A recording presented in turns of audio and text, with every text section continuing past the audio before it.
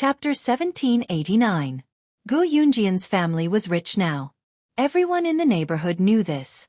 Back then, Gu Junjian and his wife, Qin Yiru, had a grand wedding. A red carpet had been laid out from the bride's house to the groom's house. More than 20 super sports cars had come to welcome the bride. Among them, there were even a few flagship limited edition sports cars. Just this alone was enough to make a group of neighbors envious to death. One had to know that the neighbors in Gu Yunjian's neighborhood were not poor.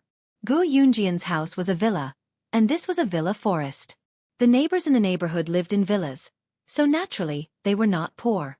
However, compared to Gu Junjian and Qin Yiru's wedding, the neighbors in the neighborhood could not compare at all. The woman standing in front of Yunjian was called Su Nina. The latter part of her name sounded like a foreigner's name.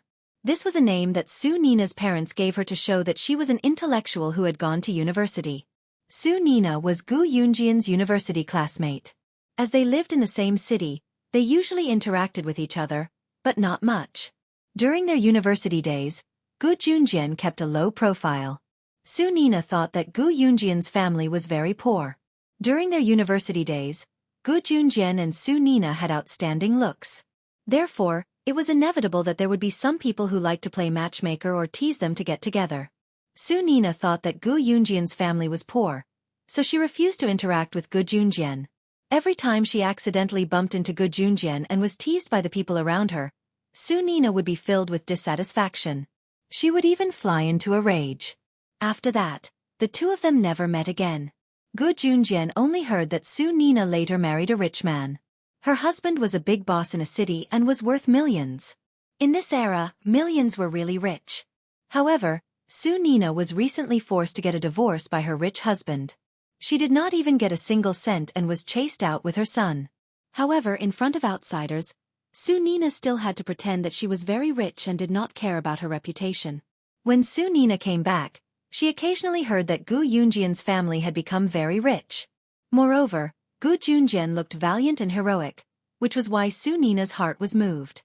Especially when she heard that when Gu Junjian and Qin Yiru got married, there were more than 20 super sports cars, including the red carpet from Qin Yiru's house to Gu Yunjian's house.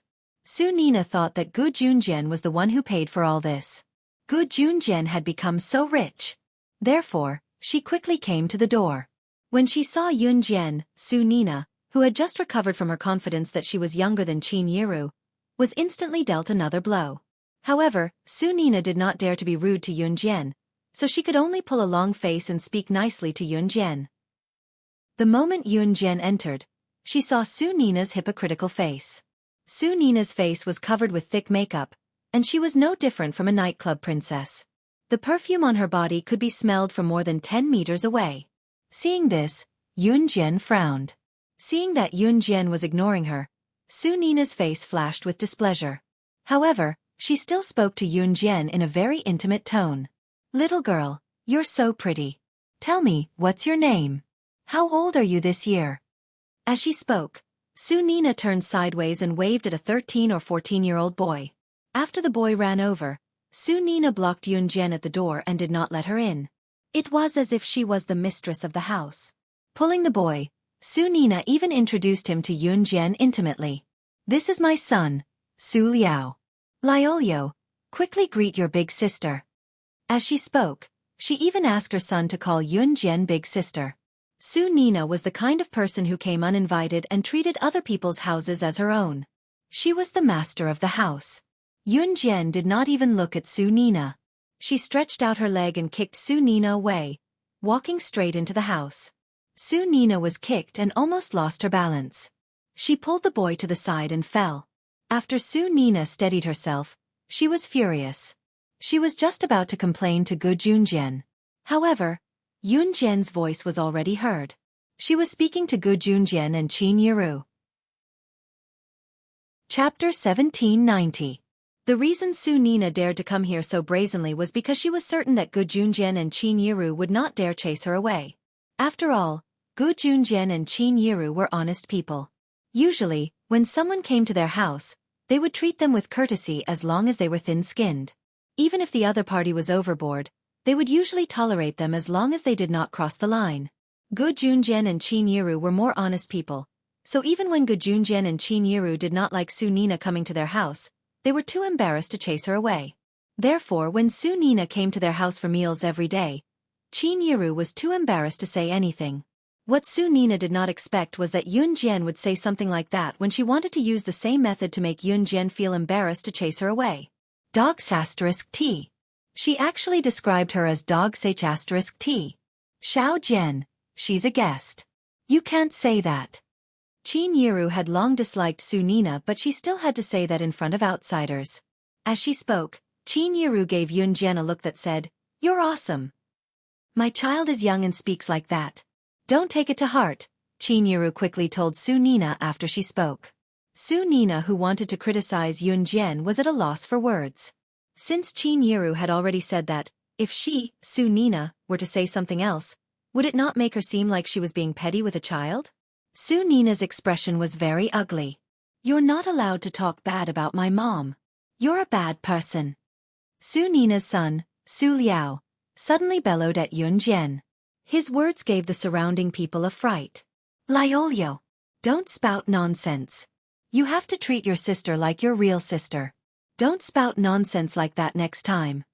Su Nina covered Su Liao's mouth and told Su Liao solemnly. When the others heard her, they really thought that Su Nina was well-mannered. When they thought about it, asking Su Liao to treat Yun Jian like his real sister. If they understood the meaning of her words deeper, it could be understood as, Su Nina was going to take Qin Yiru's place sooner or later. Asking Su Liao to call Yun Jian sister? Su Liao listened to Su Nina very much. When Su Nina said that, Su Liao immediately shut his mouth. "By the way, Liolio, what did you learn in school today? Where did you learn the English taught by the teacher at the cram school?"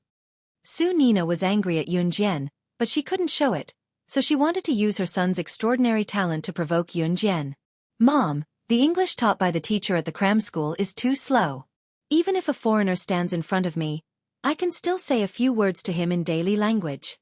Su Liao was still a junior high school student. He was not tall, but he still had a smug look on his face. He said proudly, "Wow, Liolio is amazing." Su Nina clapped her hands as she said that. Then she looked at Yun Jian and looked at Yun Jian with contempt. She pretended to be kind and said to Yun Jian, "My Liolio isn't good at anything except English. I heard that your English is getting harder and harder in high school now that you're in high school. My Liolio has been learning English since he was young. If you don't understand, you can ask my Liolio." Yun Jian sneered with confidence. Unexpectedly, just as Su Nina finished speaking, Yun Jian's phone rang. When she raised her hand and saw the words displayed on the phone, Yun Jian raised her eyebrows. New cruise was now expanding overseas. There was no room for further development in the country. Zhang Zhifan didn't understand foreign languages, so whenever he talked to foreigners about cooperation, Yun Jian would take the call when she was free.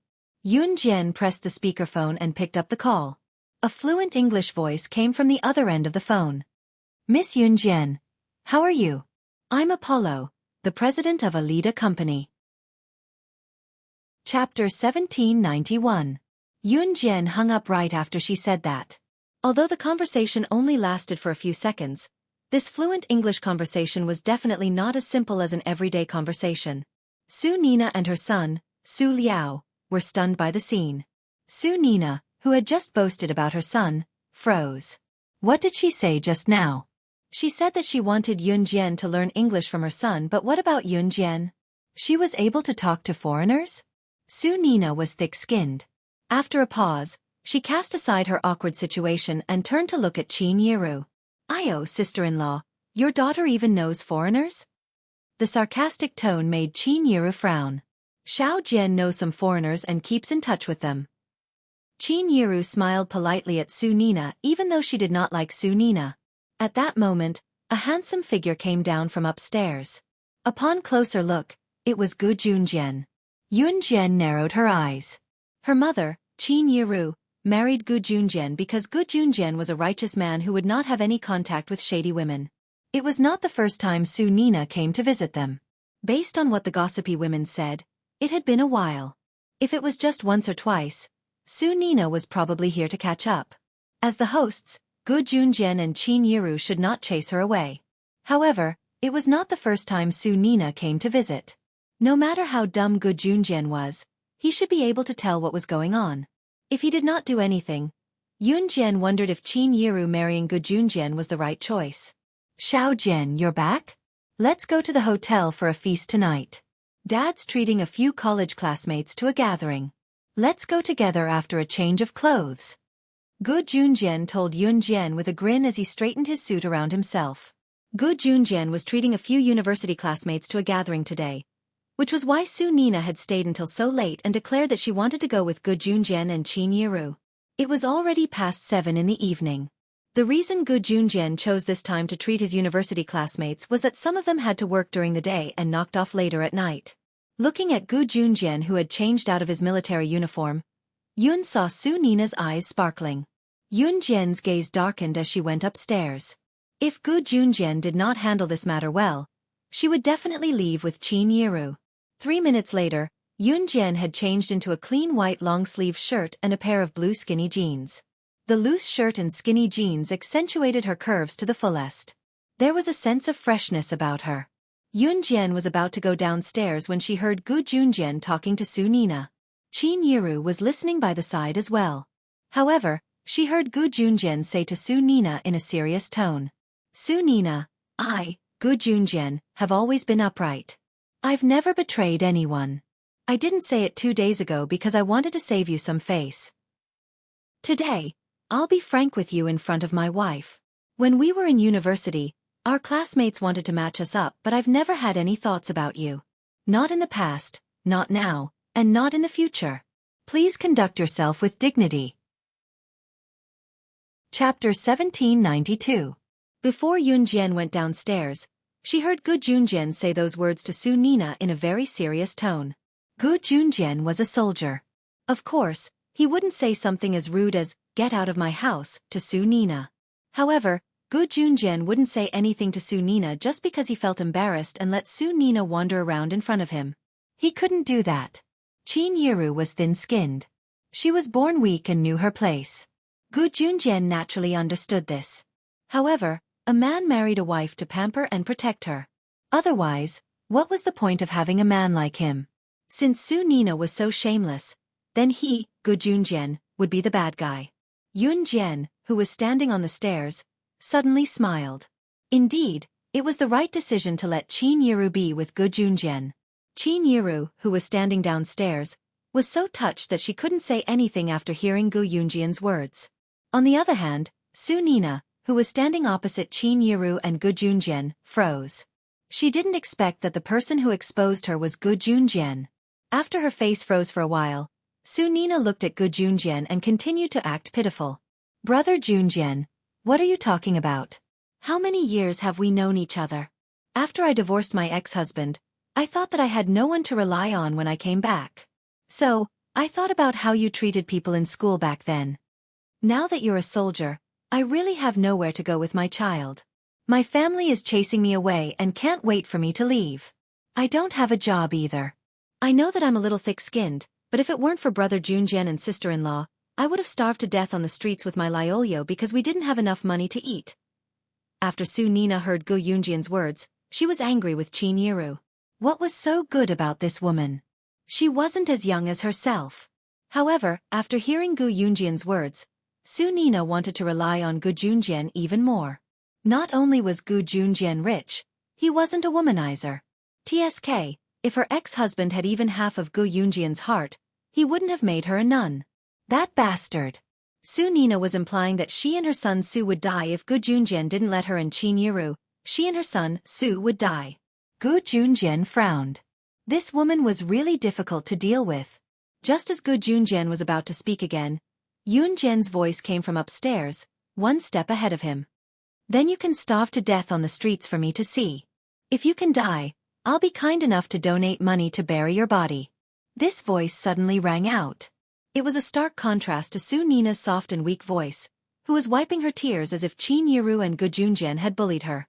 Sometimes, if someone was shameless to you, why should you give them face?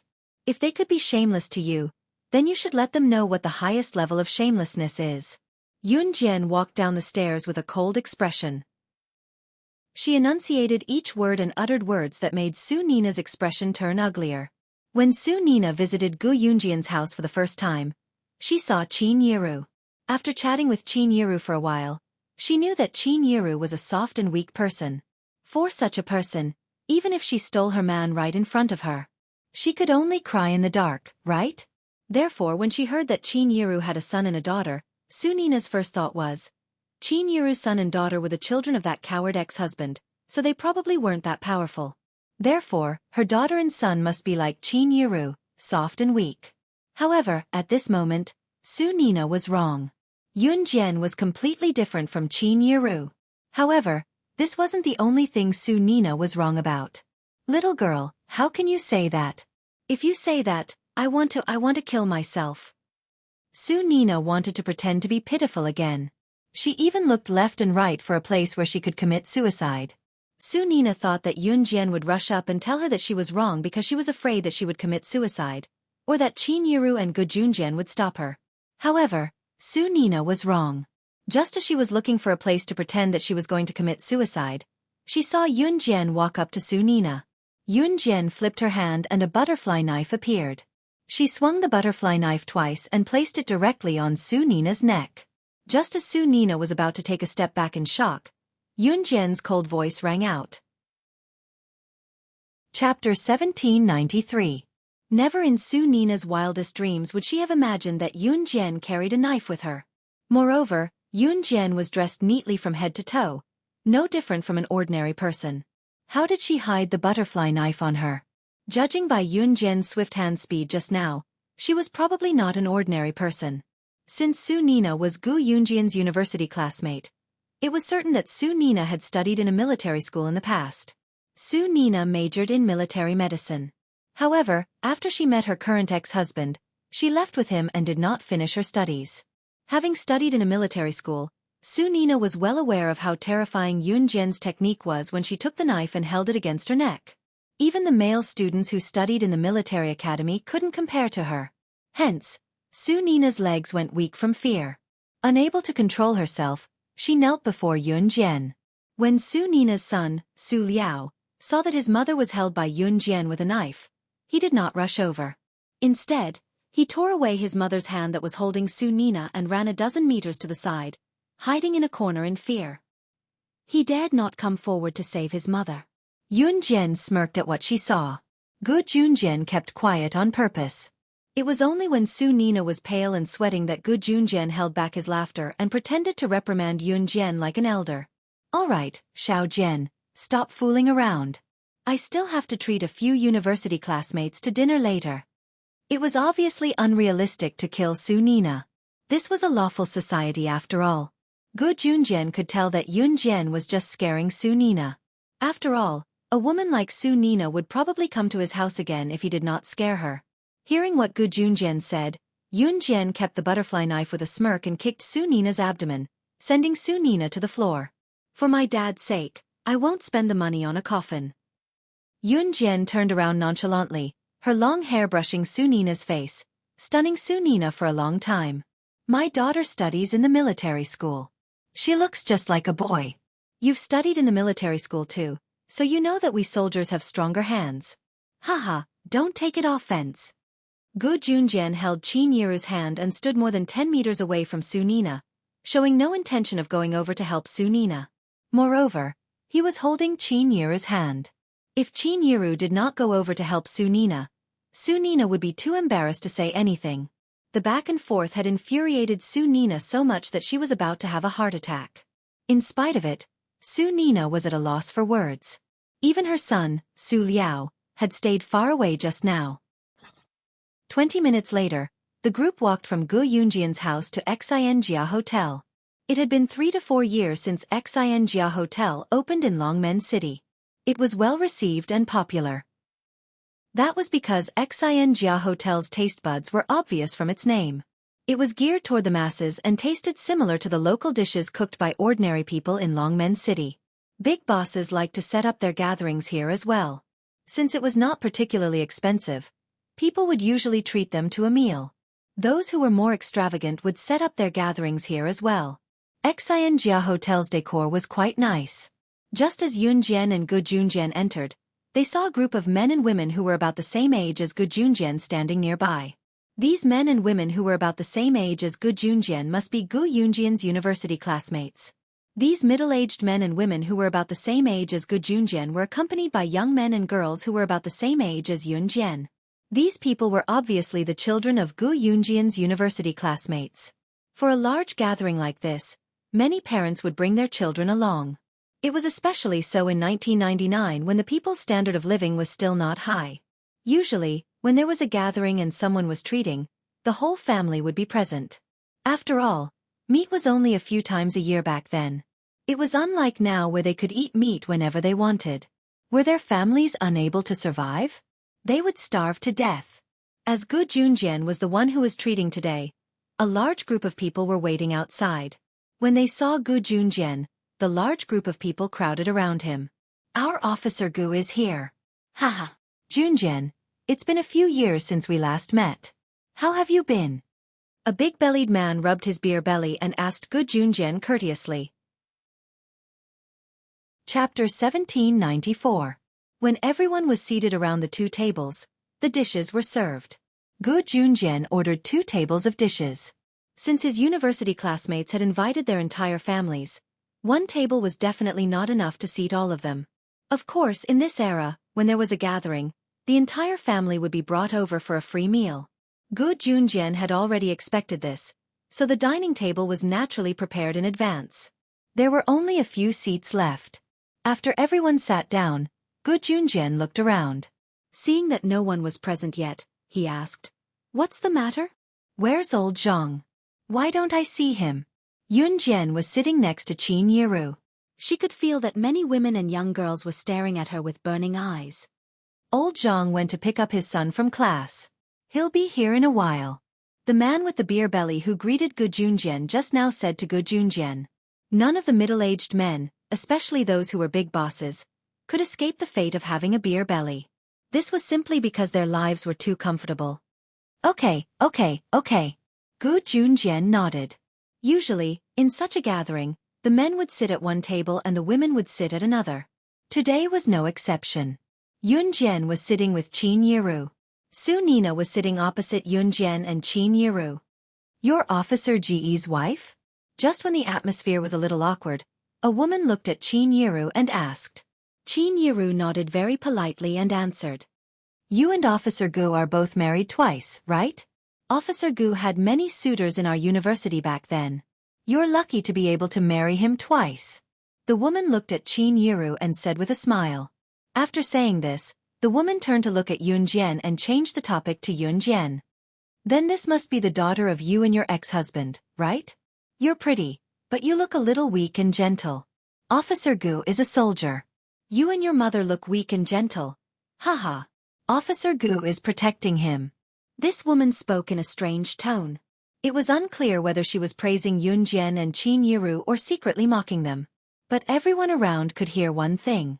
Gu Junjian was indeed powerful, but Yun Jian and Qin Yiru were both skinny and weak. Hearing the woman's words, Su Nina's body trembled. She didn't know why she was trembling when she heard these words. The woman's name was Wang Defeng.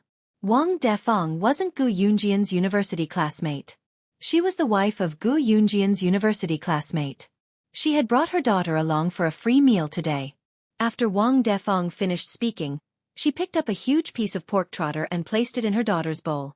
Then, she instructed her daughter, who weighed at least 160 kilograms, "Don't worry about it. When eat meat. Eat more solid food. Your father is a soldier. You have to make your father proud." At least, she couldn't be like Yun Jian, who looked weak and gentle. Gu Yunjian's university classmates were all military students. The women were military doctors. Wang Defeng's husband was Gu Yunjian's university classmate. Naturally, he was also a soldier.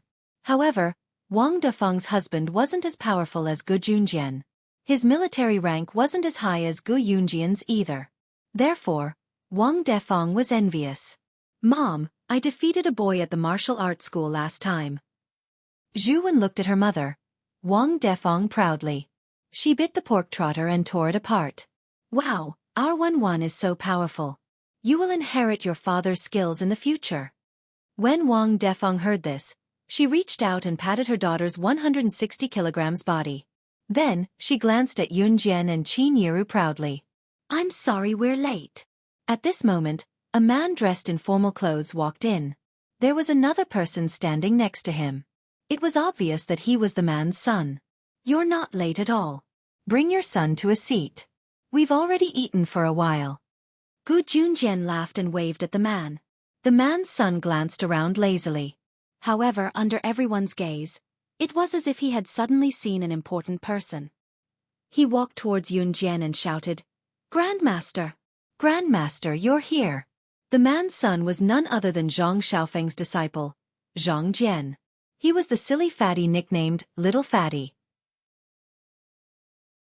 Chapter 1795.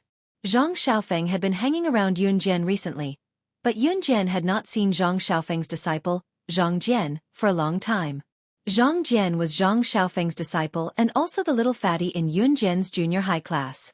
He had a dispute with Zhang Xiaofeng in the beginning, but after being defeated by Zhang Xiaofeng, he turned around and became Zhang Xiaofeng's disciple. Zhang Jian had been studying in another province and it was rare for him to come back, so it had been a long time since he met Zhang Xiaofeng and Yun Jian. He came today reluctantly, intending to meet up with Yun Jian and Zhang Xiaofeng, but did not expect to be dragged to such a meal by his father. However, Zhang Jian did not expect to see his grandmaster here. Therefore, Zhang Jian's dissatisfaction was suddenly filled up, and he skipped to Yun Jian in front of everyone. What? What's going on? Even Zhang Jian's father was dumbfounded. Not to mention Wang Defeng, who had called Yun Jian weak. Wang Defeng was completely stunned. Dad, this is the person I told you about the last time, my grandmaster. My master's master. Team Monarch's slashing god.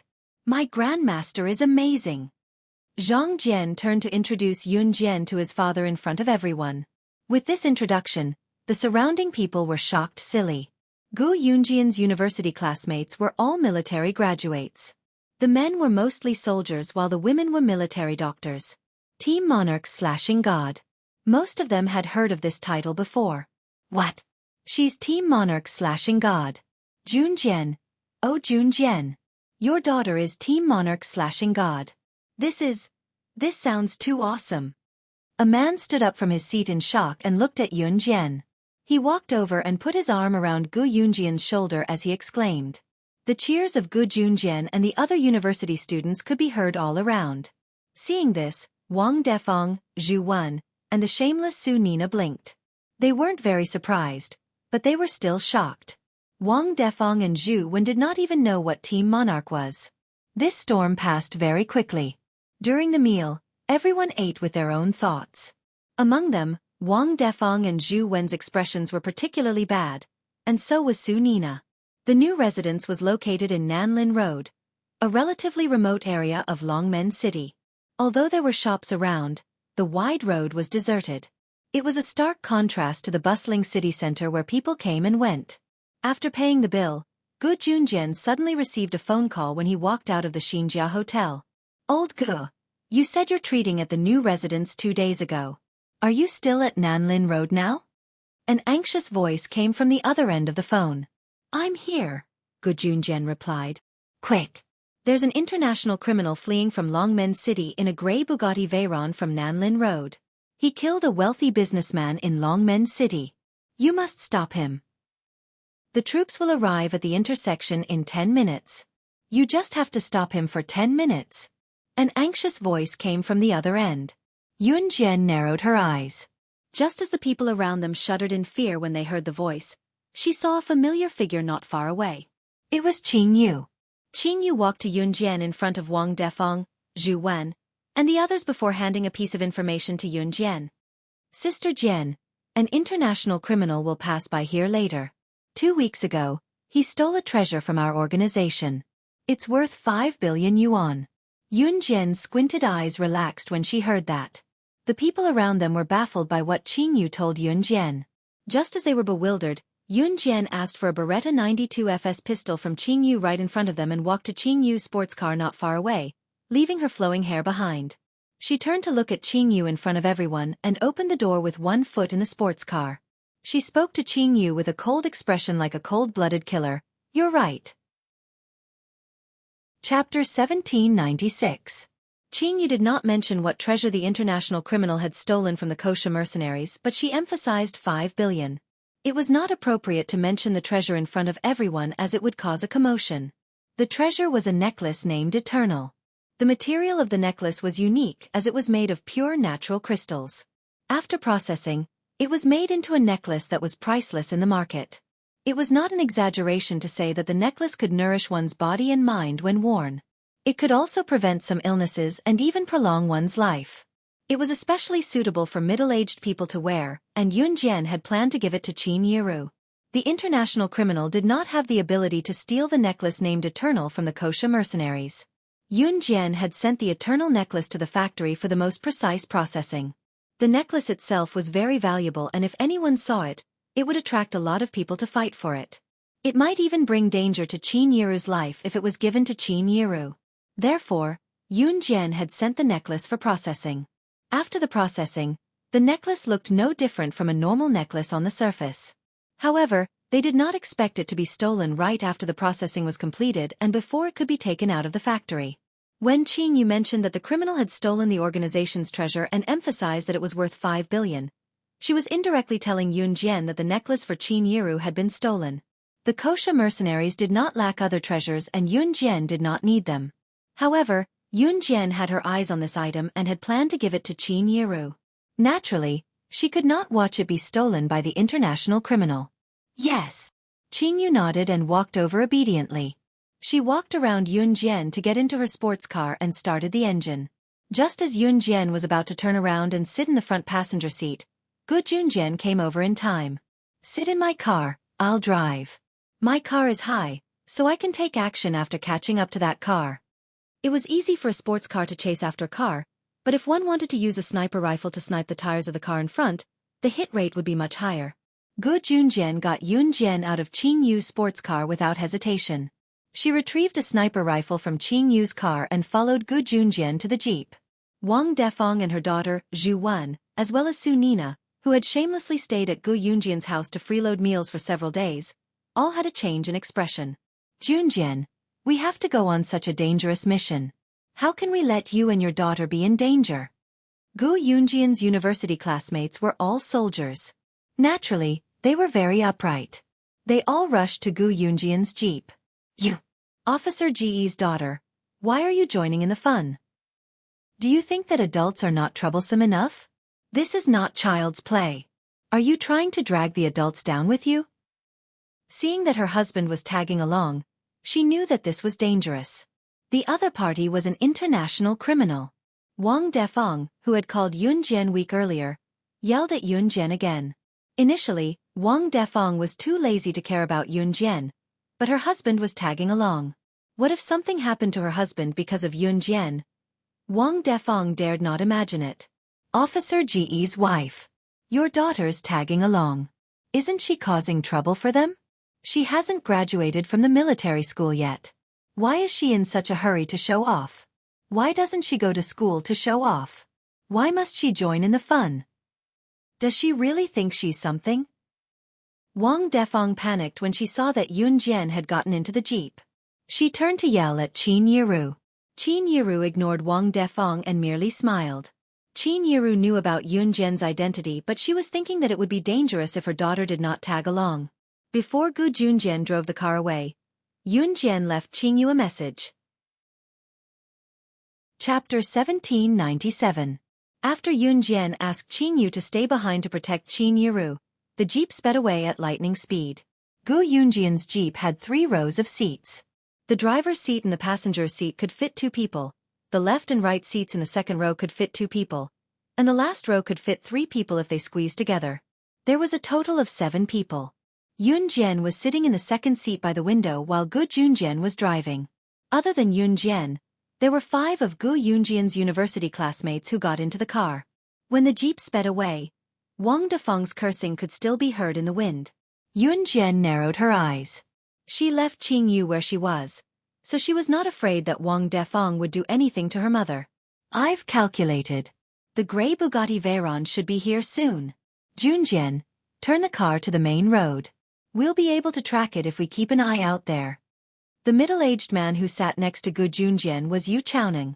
Among the group, he was the one who was doing the best other than Gu Junjian. Yu Chaoning lowered his head to look at the watch on his wrist as he spoke seriously. There were a few intersections in Nanlin Road. No one could guess which one the international criminal would escape from. If they missed the international criminal, Gu Yunjian's mission would be considered a failure. However, there was a main road in Nanlin Road. They would have to pass through that main road if they wanted to pass through these intersections. Yu Chaoning was amazing. He could calculate the time and roughly predict when the international criminal would arrive. He asked everyone to keep an eye out at the main road so that they could chase after the car once it left. After Yu Chaoning finished his words, the people around him started searching. Super, you're really good at this. We'll depend on you to find the international criminal's grey Bugatti Veyron. Thank goodness you're here.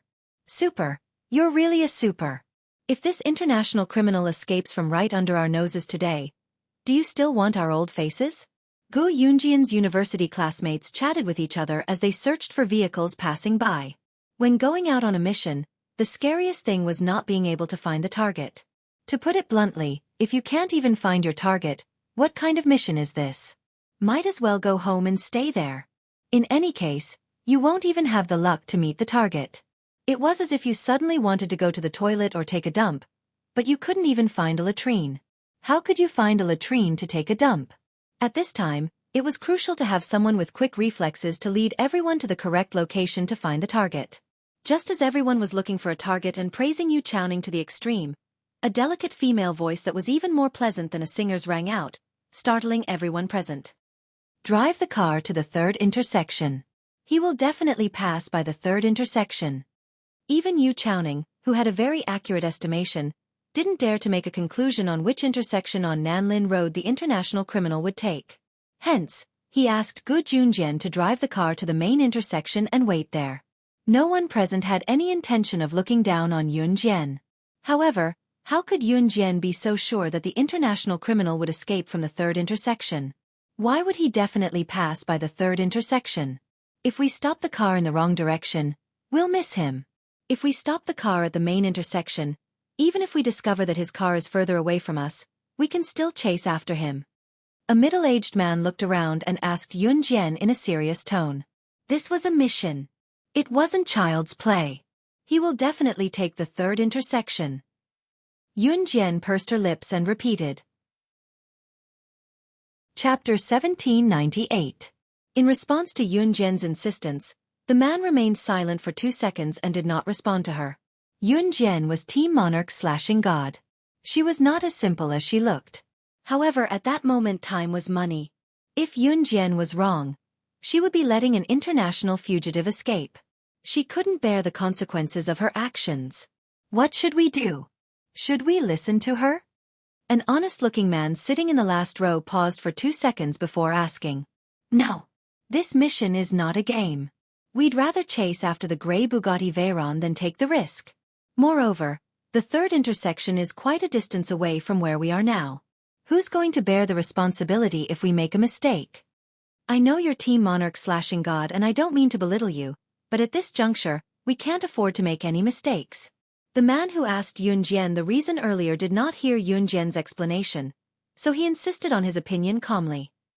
That's right. Even if the car really passes by the third intersection, let's just wait at the main intersection for safety's sake. What if he doesn't pass by there? Yes, we agree with Yongheng. The rest of the middle-aged men, except for the honest man, unanimously agreed with this man's statement.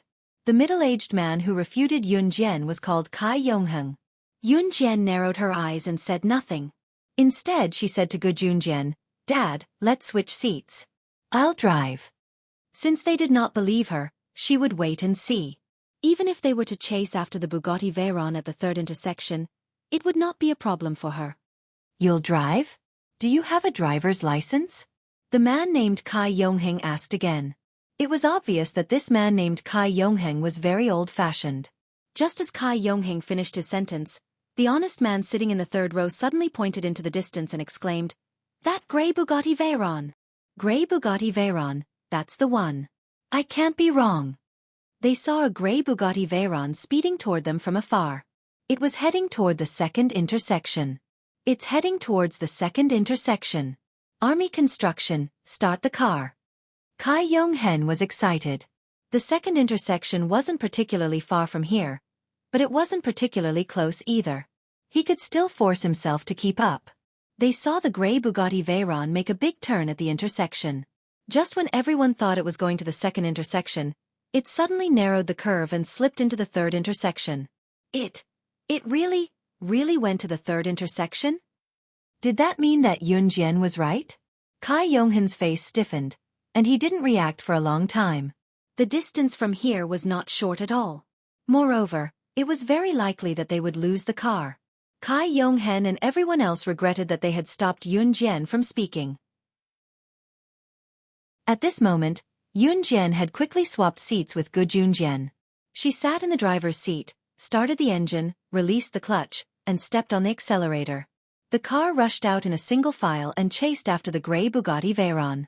The few people sitting in the car leaned forward fiercely. They grabbed the armrest as fast as they could and stared at Yun Jian driving. It would take some time to drive from here to the third intersection. By that time, the gray Bugatti Veyron would have already bypassed the street at the third intersection and turned into another intersection. Although this wasn't the downtown area, a car driving on the road would disappear in a few seconds. You wouldn't even know where it had driven to. Yun Jian led everyone around a few intersections at the fastest speed. Every time they passed by an intersection, they would move as fast as lightning. Moreover, every time they were about to hit someone's house, they would move forward fiercely. Everyone in the car was so scared that their faces turned pale. That car has already disappeared. Can you really find it? Can you really find it? Just as Kai Yong-hen finished speaking, Yun Jian had already led everyone to a deserted and flat road. They saw that gray Bugatti Veyron was speeding ahead of them more than 10 meters away. It has already left you behind. How can you still find it? Moreover, it wasn't the first time that she had calculated so accurately. Kai Yong-hen's eyes widened in shock as he asked Yun Jian. Yun Jian's smirk was reflected in the rearview mirror as she suddenly stepped on the accelerator and uttered something that left everyone dumbfounded. I'm not going to let you go, but I'm going to let you go. Chapter 1799. There was a certain degree of arrogance in Yun Jian's words, but it made everyone gasp at her words. If Yun Jian had said that earlier, they would have thought that she was boasting. However, judging from the accuracy of Yun Jian's guess, including how she drove the jeep at lightning speed to catch up with the gray Bugatti Veyron that they had lost, everyone believed Yun Jian completely. Since she dared to say such words, she definitely had the confidence to back it up. Team Monarch/God was no ordinary person. They had thought of it before, but never had they expected Yun Jian to be so capable. This ability made everyone at the scene go crazy. While they were still in shock, Yun Jian gestured to Gu Junjian. As the jeep drove, she switched seats with Gu Junjian. Hold the steering wheel tight and don't let go of the accelerator. It's noticed that we're tailing it. The border of Longmen City isn't far away. If we leave Longmen City, the troops won't be able to make it here and your mission will be considered a failure. Yun Jian never called Gu Junjian dad when they were on a mission. Okay. Gu Junjian was very cooperative. What about you? Kai Yong-hen, Yu Chaoning, and the others asked Yun Jian in unison when they saw that Yun Jian had arranged for Gu Junjian to drive. Yun Jian, who stood in front of them, smirked and said, "That's right. See the red Porsche sports car in front of the gray Bugatti Veyron?" Yun Jian asked. Kai Yong-hen, Yu Chaoning, and the others turned to look ahead. In front of the gray Bugatti Veyron, a red Porsche sports car and the gray Bugatti Veyron were driving on the highway one after the other. The gray Bugatti Veyron was at the back. These two cars? Kai Yong-hen was cut off by Yun Jian just as he spoke. The information was wrong. The international criminal you want to catch and the thing I want to take back are both in the red Porsche sports car in front of the gray Bugatti Veyron. The gray Bugatti Veyron in the back, if I'm not wrong, was just a cover from the beginning. The people sitting inside are at most the subordinates of the international criminal sitting in the red Porsche sports car. Yun Jian, on the other hand, was not in a hurry to make a move. It was not the right time yet. She returned to her original seat and spoke to the people around her. What's the meaning of this? The surrounding men all stared blankly at Yun Jian. What did that mean? Just when everyone thought that the person sitting in the grey Bugatti Veyron was the international criminal, Yun Jian suddenly said that the international criminal was not in the Bugatti Veyron, but in the red Porsche sports car. Just as everyone was puzzled, Yun Jian continued with a smile. Sniping the grey Bugatti Veyron with a sniper rifle won't work anymore. If we try to snipe it forcefully, the grey Bugatti Veyron will come crashing down on us and the red Porsche sports car will be able to escape right under our noses. So we mustn't fire.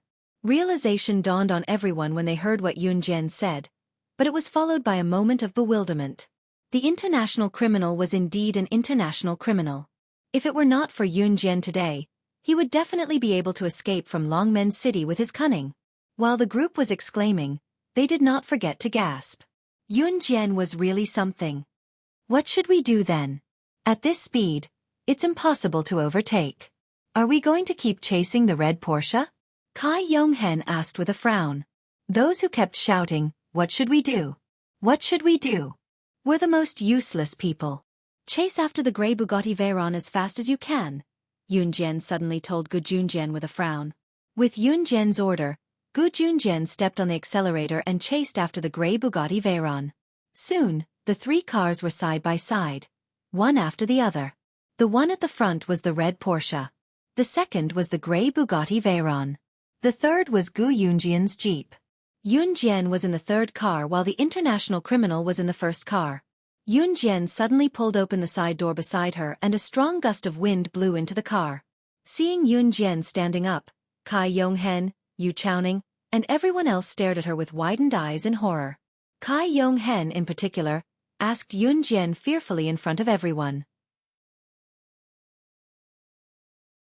Chapter 1800.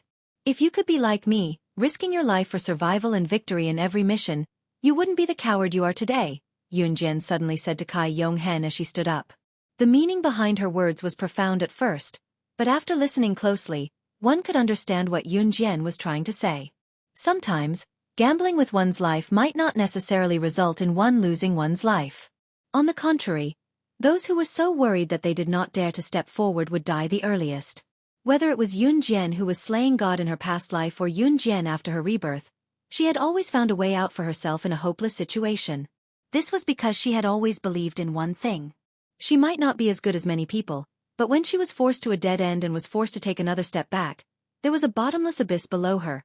She would then cut off all thoughts of retreating. She would then unleash a strength that exceeded her own instincts and become the best of the best. Yun Jian's words gave Kai Yonghen and the group of men a lot of motivation. This was something that even a teenage girl like her could do, yet they were afraid of it again and again. Just when Kai Yonghen, Yu Chaoning, and the rest were stunned by Yun Jian's words, Yun Jian had already grabbed the handrail in the car and jumped out of the car. Even if an ordinary person wanted to jump out of a car, they would prepare for half a day, just like how they would hesitate for half a day before jumping out of a long jump. However, Yun Jian did not hesitate at all. She did not care if she succeeded or not. She grabbed the handrail and jumped out of the car. And at this moment, the scene that made everyone present so shocked that it was as if they had stopped breathing was the most exciting and blood-boiling scene that they had ever seen in their entire lives. They saw Yun Jian, who had jumped out of the car, grab the handrail. Even though the car was speeding, she did a flip at the speed of 1 second and threw herself onto the car roof. The people in the car did not even hear the sound from the car roof. However, they knew that Yun Jian did not miss. That meant that Yun Jian was definitely on the car roof. When an ordinary person jumped from one place to another, there would definitely be a loud bang. However, when Yun Jian jumped onto the car roof, she controlled her strength so lightly that there was no sound at all. This scene caused everyone present to be so shocked that their faces turned pale. That was too amazing. What she did was not something that could be done by an ordinary person. However, that was not the most shocking part. In less than 3 seconds, a petite figure appeared in front of the driver's seat's glass. Yun Jian took 2 consecutive leaps and arrived in front of the red Porsche in a flash. In the blink of an eye, she had jumped from the third car to the first car at a speed of more than 100 kilometers per hour, despite the fact that she had not been thrown out of the car at all. That girl is too terrifying. I've never seen such a terrifying person. This frightening thinking ability and her nimble movements. Could she be some international big shot? One of the men exclaimed. As soon as the exclamation ended, the The first red Porsche suddenly turned to the side and braked in front of everyone. Seeing this, Gu Junjian immediately turned around. The gray Bugatti Veyron also stopped. When Gu Junjian stopped the car and everyone got out, they saw that Yun Jian had already forced the red Porsche to stop. Then, she pulled out a figure from the driver's seat. The owner of the figure was a man in his 40s. The man was holding a box in his arms. It was Yun Jian's necklace. Yun Jian stepped on the head of the man who had fallen to the ground in front of everyone and sneered at the man. Chapter 1801. Yun Jian had spoken in Portuguese instead of Mandarin. The people present had limited exposure to languages, so naturally, they could not understand what Yun Jian was saying. However, the man who was being held down by Yun Jian could understand. Since the man was an assassin, he must have been trained and learned many languages. Perhaps the man knew fewer languages than Yun Jian, but the Portuguese that Yun Jian used was definitely something that the man knew. Since there were quite a number of people who spoke Portuguese around the world, there was a high proportion of them who received missions there. Naturally, it was one of the languages that they had to learn. As expected, the man's face darkened as soon as Yun Jian finished her sentence. From afar, Gu Junjian, Yu Chaoning, and Kai Yonghen could clearly see the man's complexion change at lightning speed. His face, which had a trace of blood, suddenly turned pale. If you dare reveal my identity in public, it won't be as simple as death. Just as Kai Yonghen, Yu Chaoning, and the rest were shocked by what Yun Jian had said, Yun Jian spoke again. She continued speaking to the man in fluent Portuguese. Even if the man was caught by the police, he would definitely die as an international criminal. He must have known that as an international assassin or secret agent, there was only one outcome for being caught or failing a mission: death. Yun Jian was not stupid. Since she dared to reveal her identity to this international criminal, she knew that he would not reveal it. Yun Jian's words earlier were a warning to the man that if he dared to spout nonsense, it would not be as simple as death. She had 1,000 ways to make people experience that the most painful thing in the world was not death, but living a life worse than death. The feeling of being tortured to death was excruciating pain that came from the depths of one's soul. Slaying God was known for her ruthlessness in the underworld. Not only was she powerful, but more importantly, she was cruel and ruthless. The way she dealt with people who were in the same profession was terrifying. Brainwashed killers referred to killers who had been brainwashed. Such people did not have their own emotions and thoughts. They only knew how to do things according to their masters. Even if they were caught, no one could get anything out of them because they only listened to their masters. However, the way Slaying God dealt with people back then had once made the brainwashed assassin, who was known to have the strongest willpower in the world, beg for death. In the end, he gave up the mastermind. Of course, the man believed that Yun Jian had the ability to capture him from the police and make him suffer a fate worse than death. A fate worse than death. Therefore, the man would rather be caught and executed by the police than reveal Yun Jian's identity.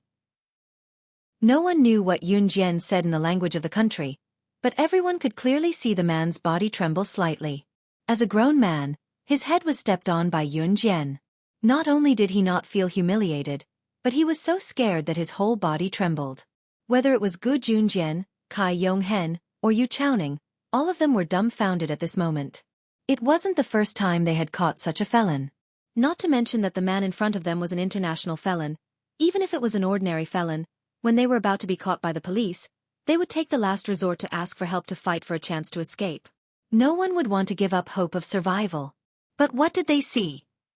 Why was this international criminal, this man, running away so vigorously just now? He looked like he would rather die than submit. Now that Yun Jian was stepping on his head with her foot, he did not feel humiliated at all. Instead, he was trembling all over. Was he afraid of Yun Jian? Why? Was it because of what Yun Jian said in the language of the country? Kai Yonghen could not hold back his words. He walked up to Yun Jian in front of everyone and looked at her. Chapter 1802. At this moment, Yun Jian's foot was still on the man's head. She lowered her head slightly and looked at the man coldly. When she heard Kai Yonghen's words, she raised her head slightly and glanced at Kai Yonghen and the people around him. Do you want to know what I said to him? Yun Jian narrowed her eyes and looked at Kai Yonghen with a strange smile. Kai Yonghen took a deep breath for no reason. He took a deep breath and nodded at Yun Jian. He was curious, not just curious. From when Yun Jian guessed which path the international criminal would take, to when they lost track of the international criminal, Yun Jian could still figure out every path the international criminal would take. Then, she caught up with him and jumped out of the car. At this moment, she said something that made the international criminal so scared. Originally, Gu Yunjian's mission was to delay the international criminal for 10 minutes, and the military would immediately bring people over to arrest him. Even Cai Yonghen, Yu Chaoning, and the others were not confident that they could delay the international criminal for 10 minutes. However, Yun Jian was good. The international criminal, a 2S international criminal, was as easy as killing an ant in her hands. Not only did she stop him, she even stepped on him like a cabbage. What was even more bizarre was that the other party did not even dare to say a word. Do you really want to know what I said to him just now? She stepped on the man's head and slid it twice like she was stepping on a soccer ball. Her long thighs were wrapped in a pair of black tights. She looked at Cai Yonghen again with a smirk and repeated what she said just now. Hearing Yun Jian repeat what she said just now, Cai Yonghen and the people standing beside him were slightly stunned. However, Cai Yonghen still said, yes. However, before Cai Yonghen could finish his sentence, Yun Jian's voice suddenly rang out. Her voice was crisp and clear. Get down. Yun Jian's words came out of nowhere. Gu Junjian, Cai Yonghen, and the others were all stunned. Although they didn't know what Yun Jian meant, they still bent down as fast as they could. Behind Gu Junjian and the others, the subordinate of the international criminal who had been driving the grey Bugatti Veyron earlier made a comeback. He held a Ruger P345 automatic pistol in his hand and fired a bullet at Yun Jian's head. Gu Junjian and the rest stood opposite Yun Jian. This international criminal's underling was standing in the dark. If Gu Junjian and the rest did not lie down, they would be accidentally injured. Yun Jian. After she finished speaking, Gu Junjian and the rest quickly lay down. She dodged the bullet that was aimed at her head and kicked the international criminal towards Gu Junjian like a rubber ball. Suppress him.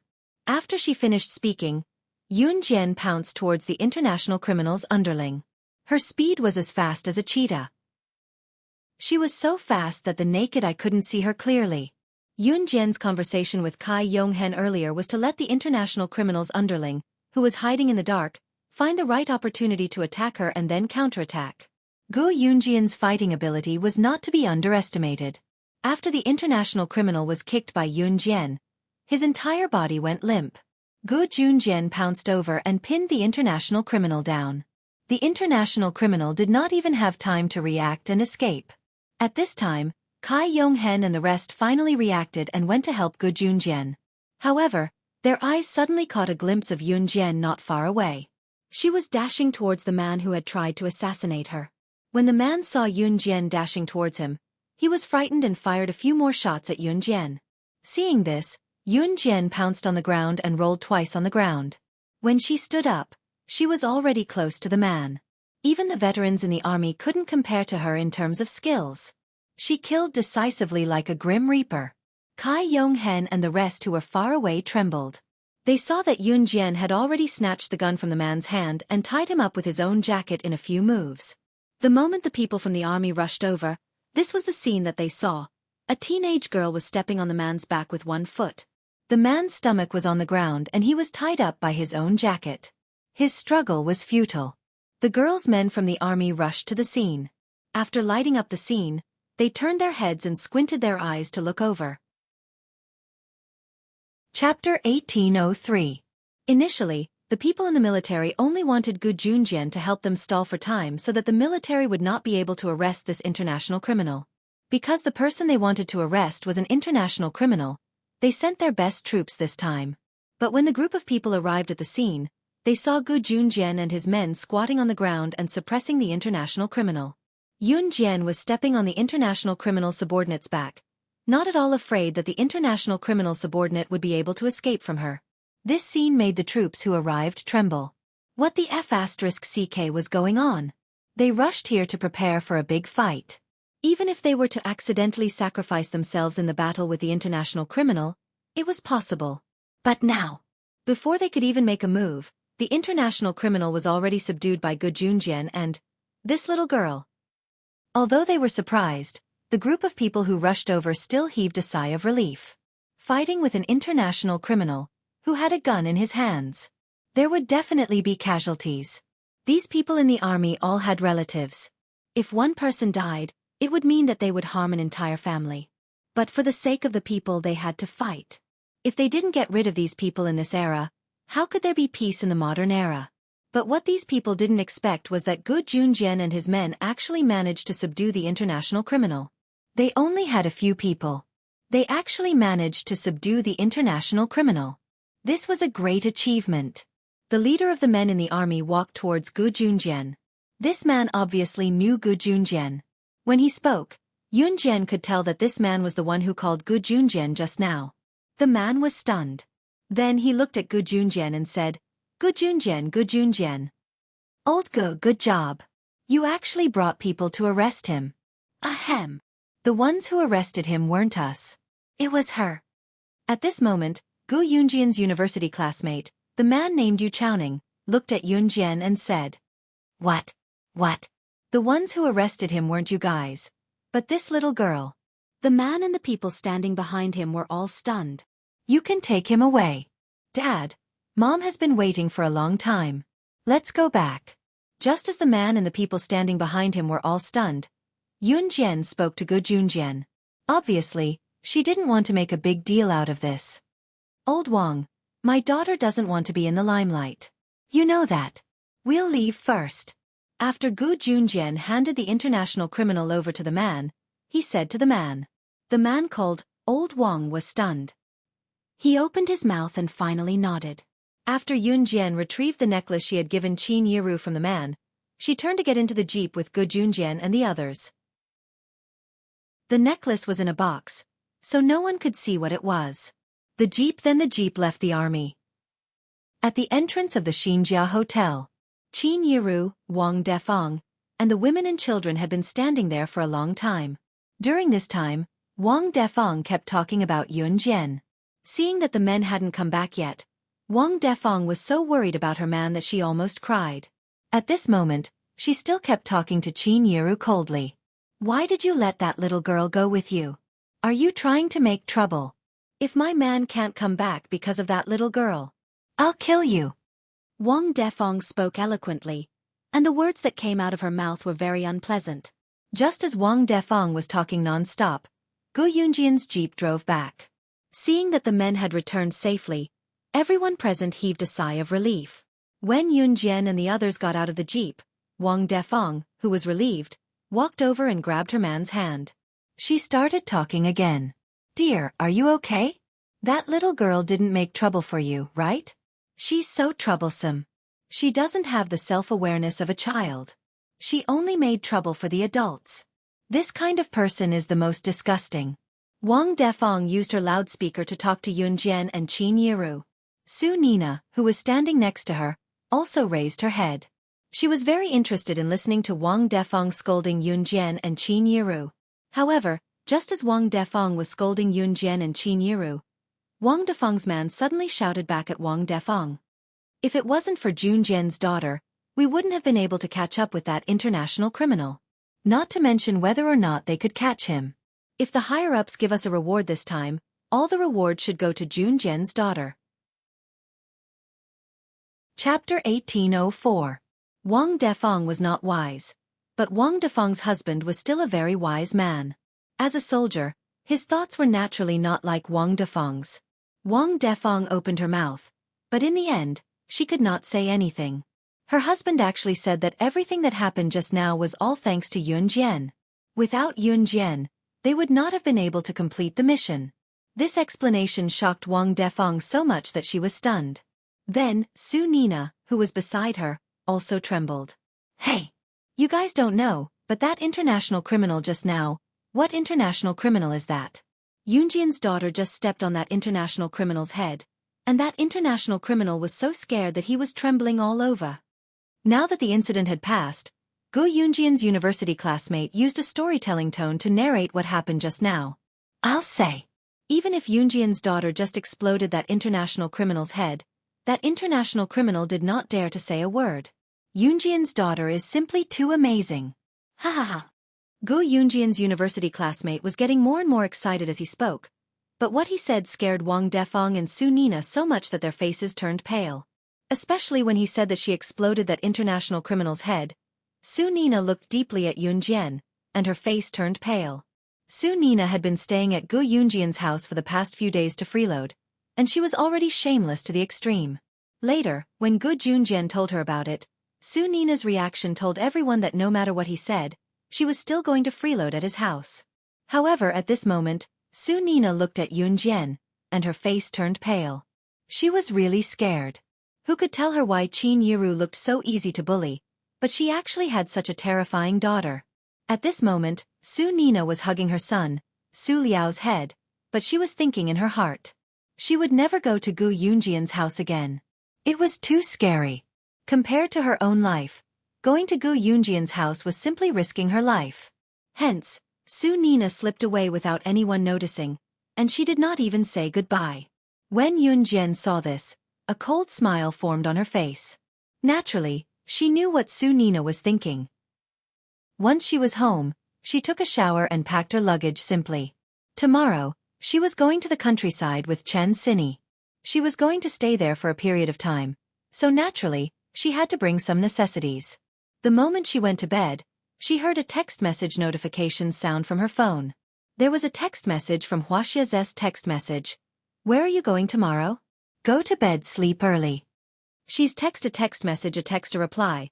She replied to replies text a reply to him replied to reply, take a guess, 2.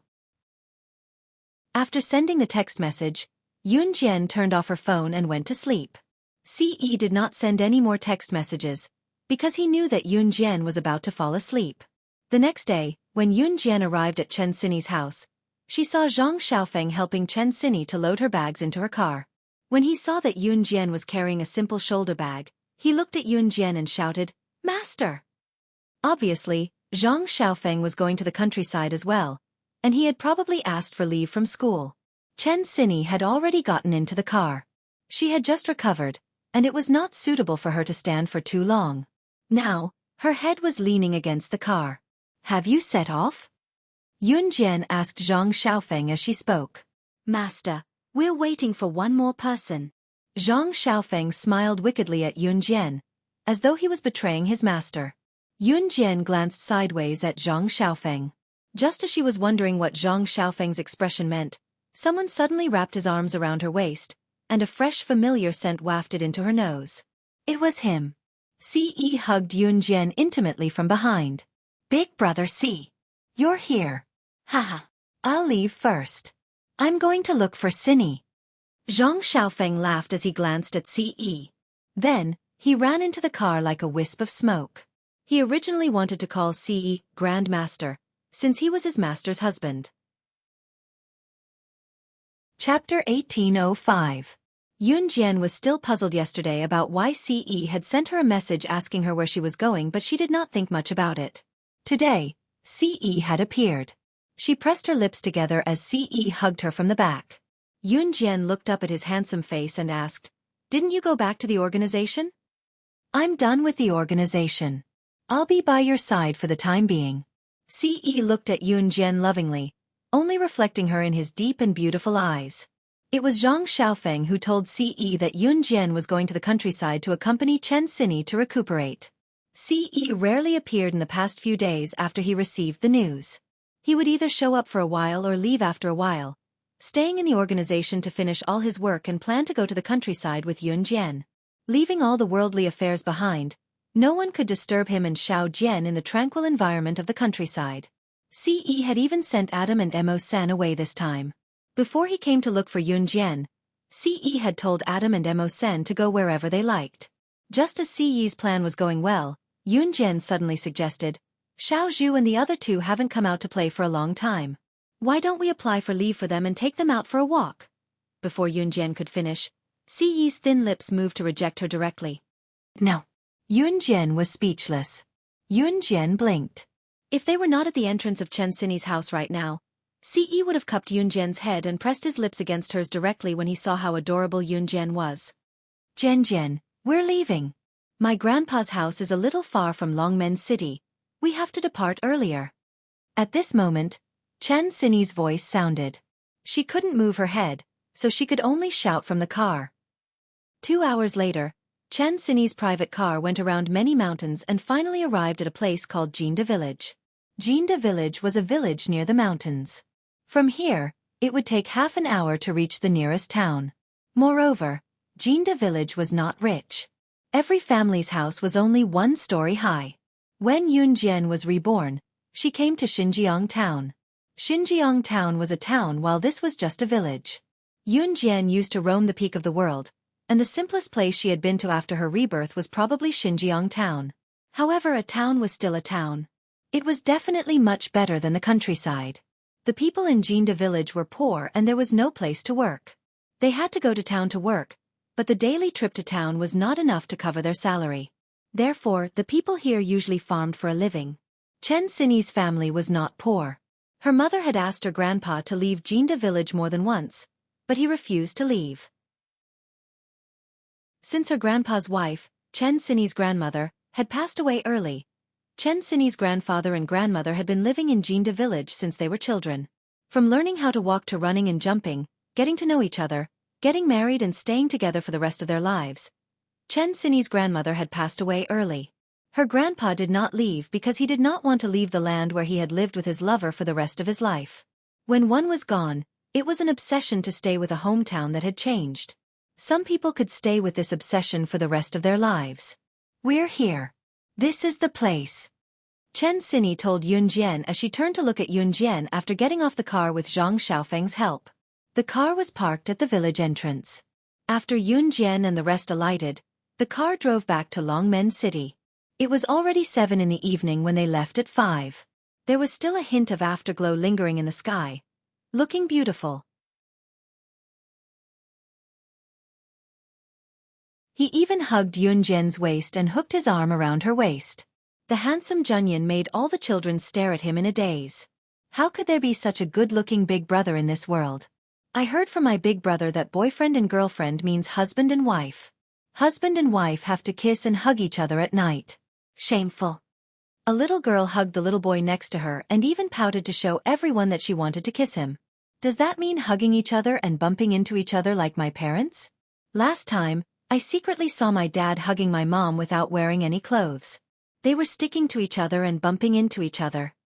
A smart kid added. As he spoke, he turned to look at Yunjian and Ce and asked innocently, "What's wrong?" Chapter 1807. The child asked innocently.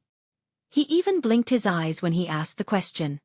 His small head cooperated with the other curious little heads beside him. He didn't even realize that he had just asked such a shocking question. Yunjian, Ce, Chen Sini, and Zhang Xiaofeng were sitting at an old-fashioned square table in the main room of Chen Sini's grandfather, He Qing's house. At this moment, Yunjian and Ce were sitting close to each other. Ce was holding Yunjian's slender waist with one hand intimately. Chen Sini and Zhang Xiaofeng were sitting at the square table, each occupying a seat. After hearing the innocent child's words, Zhang Xiaofeng spat out a mouthful of tea water mixed with his own unique scent. The moment he spat out the tea water, Zhang Xiaofeng turned his head fiercely to prevent himself from spitting the tea water on anyone present. Cough, cough, cough. Cough. Zhang Xiaofeng was viciously robbed of his breath. He really didn't expect these mischievous children to say such things. What was worse was that these children were looking at Yunjian and Ce with expectant gazes, waiting for Yunjian and Ce's reply. This, cough, cough, cough. I see that there is still some sunlight outside. Sini, you haven't been in the sun for a long time. Let me bring you out to experience it. Zhang Xiaofeng randomly came up with an excuse and walked over to Chen Sini to help her up before walking out. At this time, the sun had already set. Perhaps the sun set later in Jinda village and rose later in the morning, so at this time, there was still a trace of afterglow outside. Grandfather, He Qing, was personally cooking in the kitchen. He said that he wanted to properly entertain Yunjian and Ce, these two guests who came from afar. After Zhang Xiaofeng found an excuse to bring Chen Sini out of the house, there was only Ce and Yunjian left in the house, along with the rowdy kids who were asking questions without knowing the gravity of the situation. Seeing that Ce and Yunjian were silent, Ce sized up Yunjian with his pair of beautiful eyes that made everything around them pale in comparison. The child who asked the question earlier innocently asked again. Pretty sister, will handsome brother bump into each other? My mom said that only two people who love each other will do this. Doesn't handsome brother like pretty sister? After the child finished speaking, all the children looked at Yunjian and Ce curiously. Yunjian's face was flushed the moment the child spoke. Ce's lips curled into a wicked smile. From beginning to end, he didn't move his eyes away from Yunjian's body. Under the expectant gazes of the group of children, Ce withdrew his hand from Yunjian's slender waist and said with a gentle gaze, "Her entire body is mine. Every part of her body belongs to me, so, what do you think?" Ce didn't say it out loud. Chapter 1808. Yunjian felt like smacking Ce to death. He was probably the only person in the world who could say such things in front of a large group of children without blushing or skipping a beat. Most importantly, the group of children in front of him were all inexperienced children who did not know much about the world and were not scheming. They were all children who spoke without thinking. "What are you talking about?" Yunjian nudged Ce with her elbow as she was pulled into Ce's embrace. To Ce, it sounded like she was being coquettish with him. Subconsciously, his lips curled upwards. Ce, who did not feel any pain from being nudged by Yunjian, wished he could keep her in his arms for the rest of his life. He was willing to listen to her whining for the rest of his life, just like how she whined to him just now. He really wanted to devour her without leaving any bones behind, so that she could never leave his side. "Do you like children, Xiaojian?" Ce's lips pressed against Yunjian's ear, his mellow and alluring voice lingering around Yunjian's ears. Yunjian heard it clearly. Yunjian did not think much of Ce's sudden question. Children?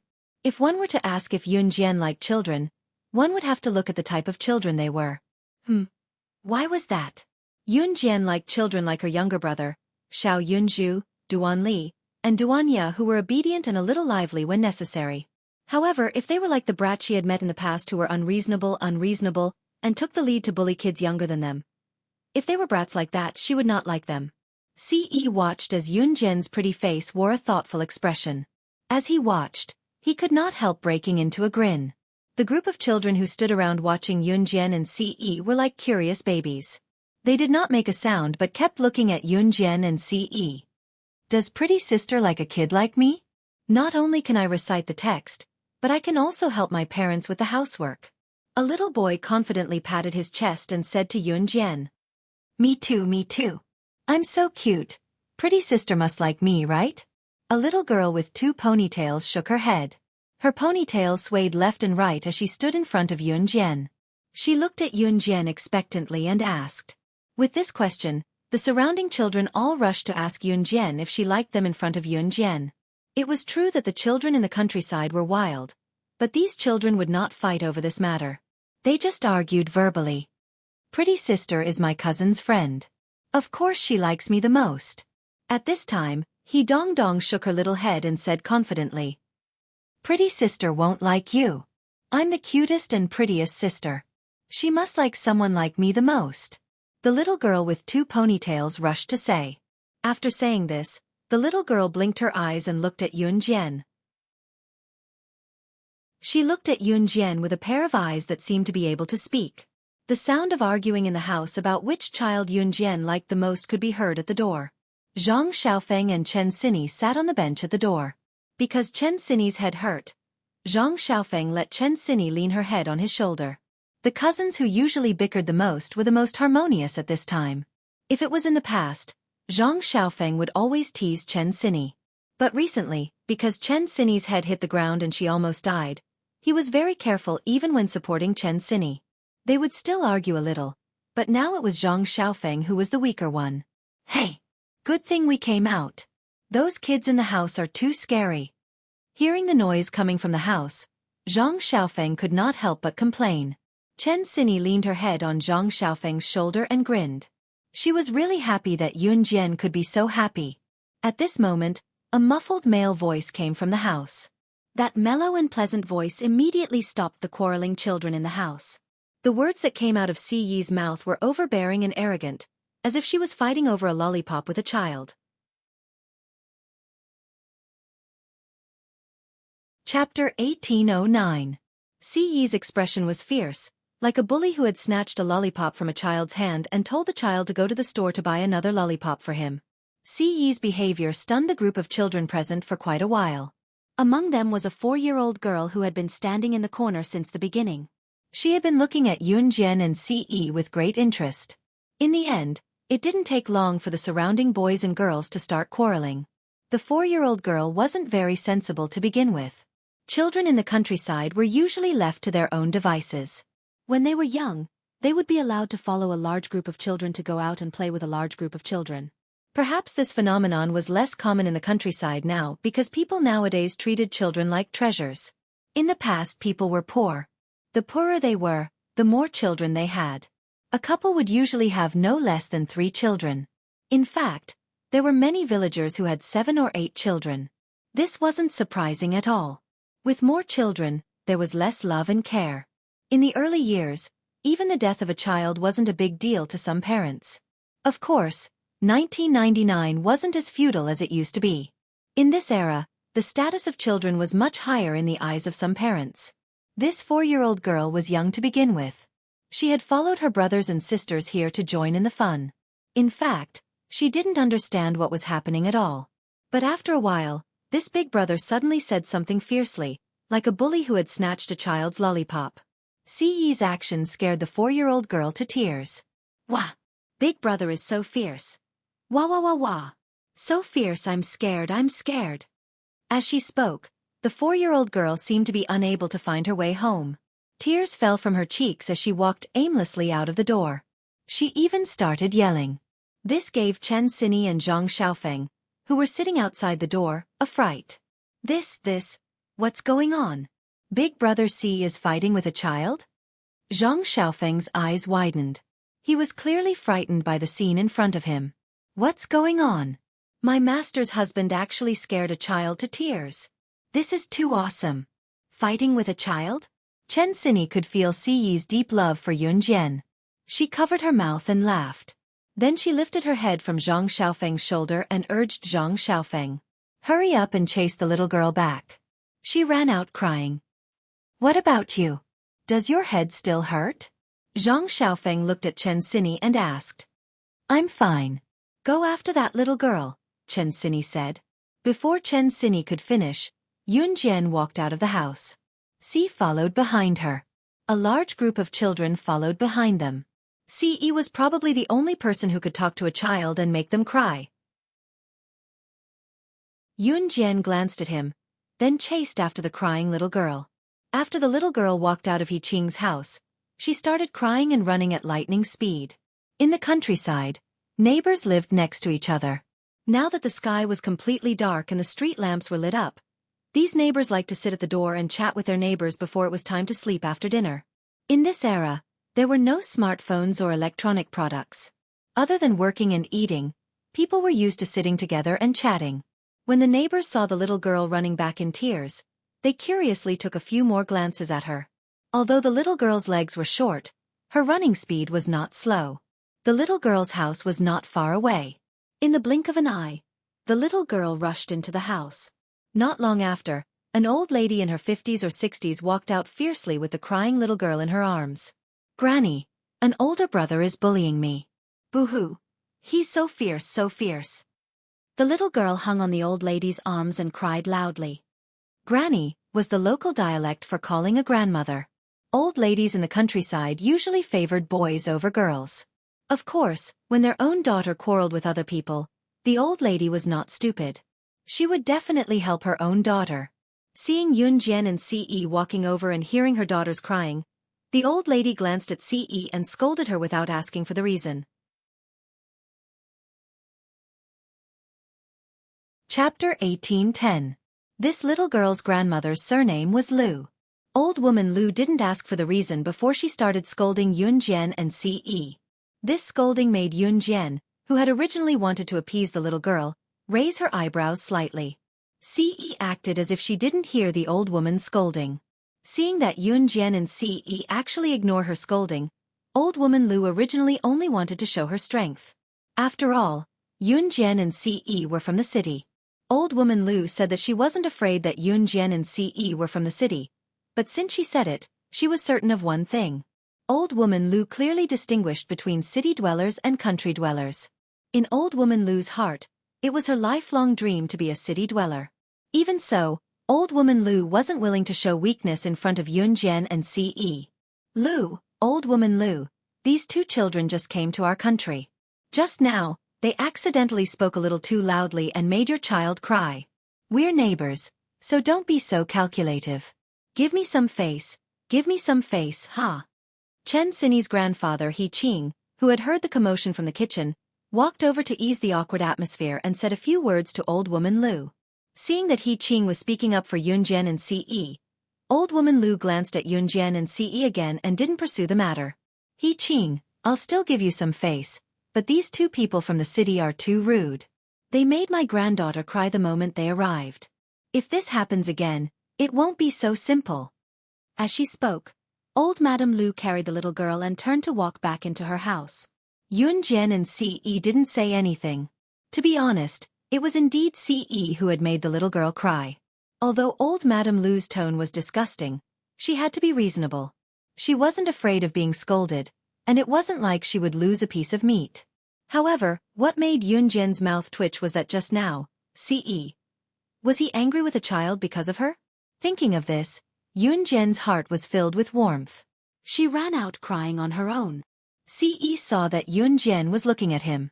He was afraid that Yun Jian would be frightened by his fierce attitude and stay away from him, so he hurriedly explained. This was the first time that Yun Jian had seen Ce like this.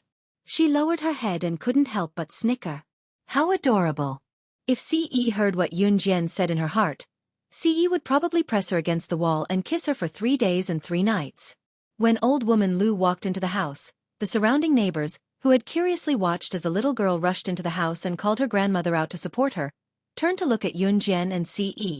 He Qing, are these your relatives? These two children are so handsome. An old lady sitting at the side smiled as she looked at He Qing. No. These two children are my granddaughter's friends. They came to the countryside to play, He Qing explained with a smile. Actually, the people in the countryside were quite kind. The old lady looked at Yun Jian and Ce, then secretly glanced in the direction that old woman Lu had left. She then said to Yun Jian and Ce, don't worry about the two of you.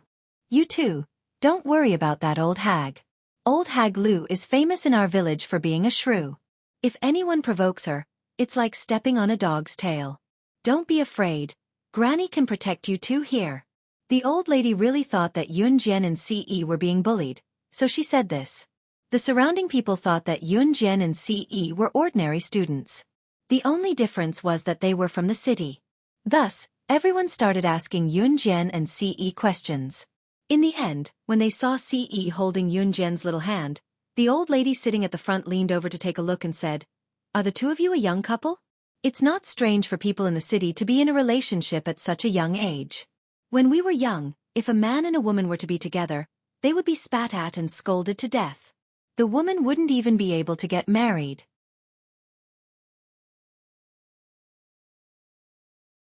Chapter 18:11. It would be best if no one dared to covet her for the rest of her life because she could only be his. She belonged to him from the inside out. Who would dare snatch her away from him? Go and die. Ce was drugged in this lifetime and the drug's name was Yun Jian. After Ce's words, the old ladies, old men, and some middle-aged women and men around them laughed.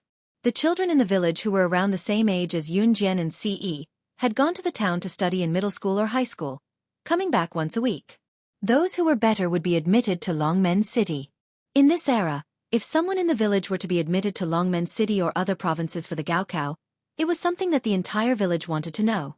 Coming back to reality, the old ladies and old men had heard a lot of rumors. Usually, young couples like Yun Jian and Ce would only talk about being together, but it was just for fun. How many of them would actually get married and have children? Therefore, the old ladies and old men thought that Ce was joking. Young man, I hope you'll keep your word and marry her. Don't let her down in the future for following you at such a young age. The old lady who spoke just now waved the fan in her hand with a smile as she spoke to Ce. Once marriage was mentioned, Yun Jian had a bad feeling. Was he going to? As expected, Si's hand slipped into his pants pocket. Cough, cough, cough. Yun Jian coughed softly and extended her hand to stop Ce, but Ce held her hand with his other hand. Ce's other hand had slid into his pants pocket to take out a large booklet. Country R's marriage certificate was different from the red booklet in Country Z. Country R's marriage certificate was similar to a certificate of merit and came in many different styles. One could choose from a cartoon, a landscape, or a variety of other designs. Yun Jian and Ce's marriage certificate was white with a clean background. At this moment, Ce had already taken out the marriage certificate from Country R from his trouser pocket. Yun Jian was speechless. This feeling was a mysterious sense of déjà vu. This is Country R's marriage certificate for Xiao Jian and I. We've registered our marriage here. After Ce showed off the marriage certificate in front of everyone, she carefully put it back into her pocket. The group of old ladies and old men who had been wondering if Yun Jian and Ce were just playing around like other couples were dumbfounded. They're both married? He even went to Country R to register? How urgent was this? Cuff. You guys actually went overseas to register. This. The old lady was truly speechless. She had only heard of couples where the man treated the girl's feelings as child's play and tricked the girl into sleeping with him before abandoning her. She had never heard of or seen a man like Ce who went overseas to register his marriage for Yun Jian and protected the marriage certificate like it was a treasure. I'm afraid this kind of guy is already extinct. She did not expect to see him here today. Just as the old ladies and grandpas around them gasped in shock, the child who had asked Yun Jian and Ce if they would bump into each other at He Qing's house spoke up suddenly in front of everyone. What's the matter? Wah! Pretty sister and handsome brother aren't just dating, they're husband and wife. Is this the same relationship as my parents? Chapter 18:12. The child's voice was very loud and clear. It was as if he had been called out by the teacher in class. He was full of confidence and vigor that only children of this age would have. However, as soon as the child finished speaking, the old lady and old lady sitting around, including the middle-aged man and woman, He Qing, and Zhang Xiaofan, who came out with him, froze. This kind of thing. It was enough for everyone to keep it to themselves. However, it was the first time something like this was said in front of so many people. Everyone around them couldn't help but blush, not to mention Yun Jian and Ce. Although Yun Jian looked extremely calm on the outside, her rosy cheeks were enough to express her current awkwardness. Ce, on the other hand, held Yun Jian's hand without blushing or skipping a beat. It was as if he was the most shameless person in the universe. He was probably the most shameless person in the world. The only reason he received this award was because of her. Cough, cough, cough. Little gang, your mom just came out to look for you. It's time for dinner. Your mom is calling you home for dinner. Just as the child, who didn't know what he said wrong, looked around innocently, an elderly woman coughed twice to ease the awkwardness. Then she spoke to the child. The child's name was Fu Gang. The people of Jinda village had either He or Fu as their surname. Most of the people in Jinda village had these two surnames, except for the women who married from other villages, such as old woman Lu. Ah, my mom is calling me home for dinner? I have to hurry back. There's fish at home today. The child named Fu Gang patted his head and didn't care about what he said just now. He ran down a small path and disappeared in front of everyone's eyes as fast as he could. He Qing, dinner hasn't been served yet, right? Hurry, hurry, hurry. He's a guest. It's already so late. Aren't you going to bring the guest home for dinner? The elderly woman, who spoke to ease the awkward atmosphere, quickly turned to He Qing and tried to dissolve the awkward atmosphere completely. Hey, Cinny, my friend. Come home with me for dinner. The food at home is ready. He Qing immediately realized that old Madame Yang was trying to ease the tension for him. He gave old Madame Yang a grateful look and said to Yun Jian and Ce. They had already taken out their marriage certificate and said everything that needed to be said. Even the things that shouldn't have been said were clear in their hearts. Yun Jian's small hand tightly grasped his large palm. Ce didn't say anything else that would shock the world. Then, Yun Jian and Ce followed He Qing back home. He Qing quickly served the dishes. There was no one else at home. He Qing's daughter, Chen Cinny's mother, He Xia, had married into Longmen City. He Qing had two sons. The eldest, He Yong, had good grades and became an official after graduation, settling down in Longmen City. The second son, He Lei, was not as well off as his eldest brother. He was currently working hard in Longmen City with his wife, so he left his child, He Dongdong, in Jingdezhen and asked his old father, He Qing, to take care of her. Therefore, there were only He Qing and He Dongdong in He Qing's house. All the dishes were served and placed on the square table. Yun Jian and Ce sat together. Zhang Xiaofan and Chen Sini sat together, while He Qing and He Dongdong sat together. Old Master He Qing's cooking was not particularly tasty, but Yun Jian enjoyed it. Halfway through the meal, He Dongdong suddenly shook her head and looked at Yun Jian and Ce, then at Chen Sini and Zhang Xiaofan. It's Friday tomorrow. My friends' brothers and sisters are back from school. They said they're bringing everyone to the back of the mountain to shoot birds with slingshots. There's also a fishing and prawn competition. We'll barbecue and eat together. Brothers and sisters, can you guys go with Dongdong to play with everyone? He Dongdong asked as she looked at Chen Sini and Zhang Xiaofan with anticipation, then at Yun Jian and Ce. Sure, but you'll have to let the three of them play with you. I'll watch from the side. I can't do strenuous exercise. Chen Sini waved with a smile and looked at Zhang Xiaofan before her gaze finally landed on Yun Jian. Her brain had just healed from the rupture, so she could not even jump and had to walk slowly. Jian, I'll leave it to you. Chen Sini stuck her tongue out at Yun Jian. Chapter 18:13. After dinner and a stroll, Yun Jian and Ce went to bed early. There were not many rooms in He Qing's house, but there was still room for each of them. Ce shamelessly followed Yun Jian into her room. The rooms in He Qing's house were connected one by one and the soundproofing was poor. For example, even if one farted in one's room, the room next door could hear it. In the beginning, Ce wanted to touch Yun Jian's outstretched hand, but when Yun Jian slapped his hand away, there was even a loud fart from next door that sounded like a lion's roar. Ce retracted his pig-trotter hand in silence. It was a dreamless night. Yun Jian woke up in the afternoon the next day. For some reason, she slept especially well last night and only woke up in the afternoon. When she woke up, Yun Jian could feel Ce's hand resting on the back of her head as if it had been there for the whole night. She did not know when his hand had started to cushion the back of her head.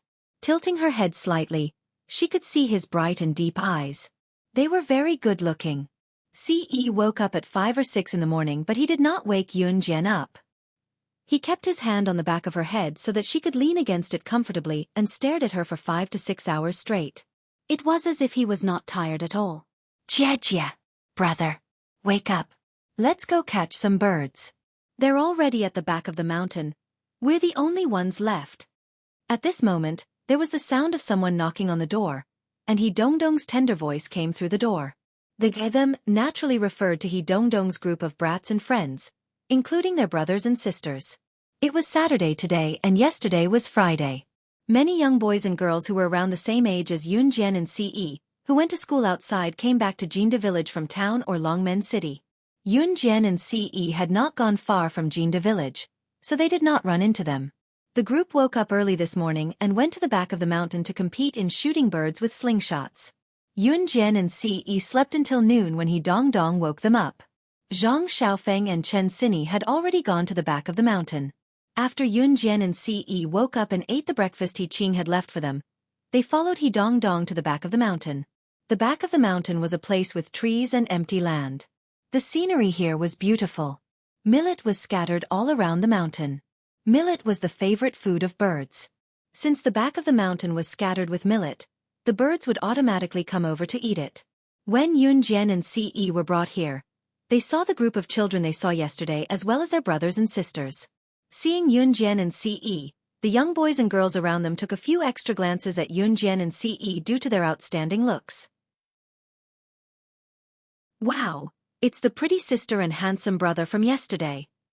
When Fu Gang saw Yun Jian and Ce, he pulled a rather handsome boy who was about 1.75 meters in height over.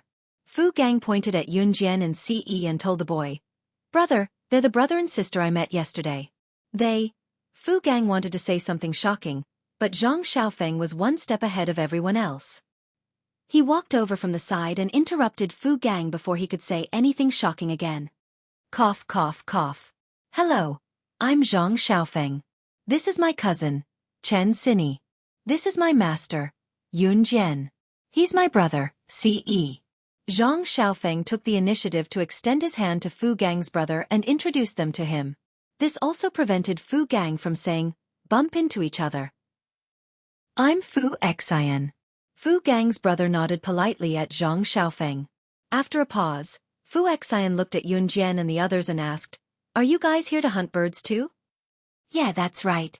Zhang Xiaofeng rubbed his head and chuckled. You guys are city dwellers from the city? No wonder you guys look so delicate.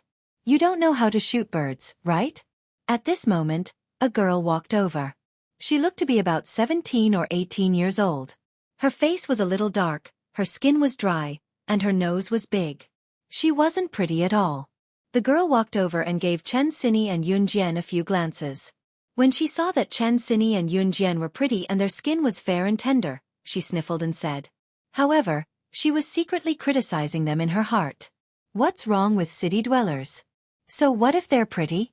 Look at how delicate they are. They probably haven't even seen a slingshot before, right? What's the use of it?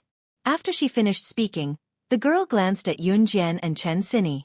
Then she pointed at Fu Xian and said to Yun Jian and Chen Sini, brother, you guys are here.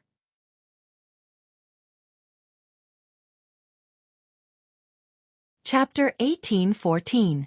Mingyu, have you forgotten? Not only does Big Brother Xian know how to shoot birds, but he's also shot birds with a gun before.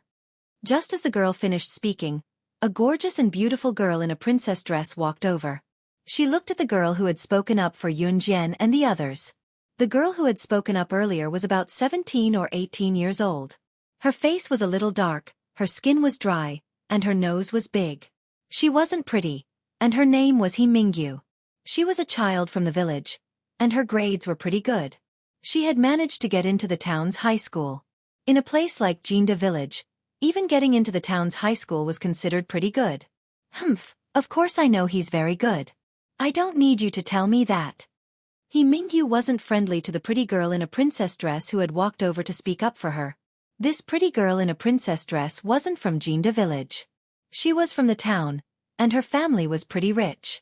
This time, she had followed Fu Xian back to Jinda village. Fu Xian was pretty good-looking, and in the eyes of these girls, he was a hot steamed bun. Mingyu also liked Fu Xian, so she wasn't friendly to the girl in a princess dress who had spoken up for her.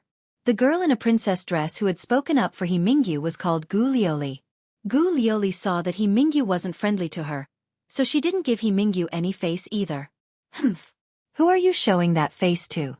My big brother Xian shot birds down with a gun before. I saw it with my own eyes.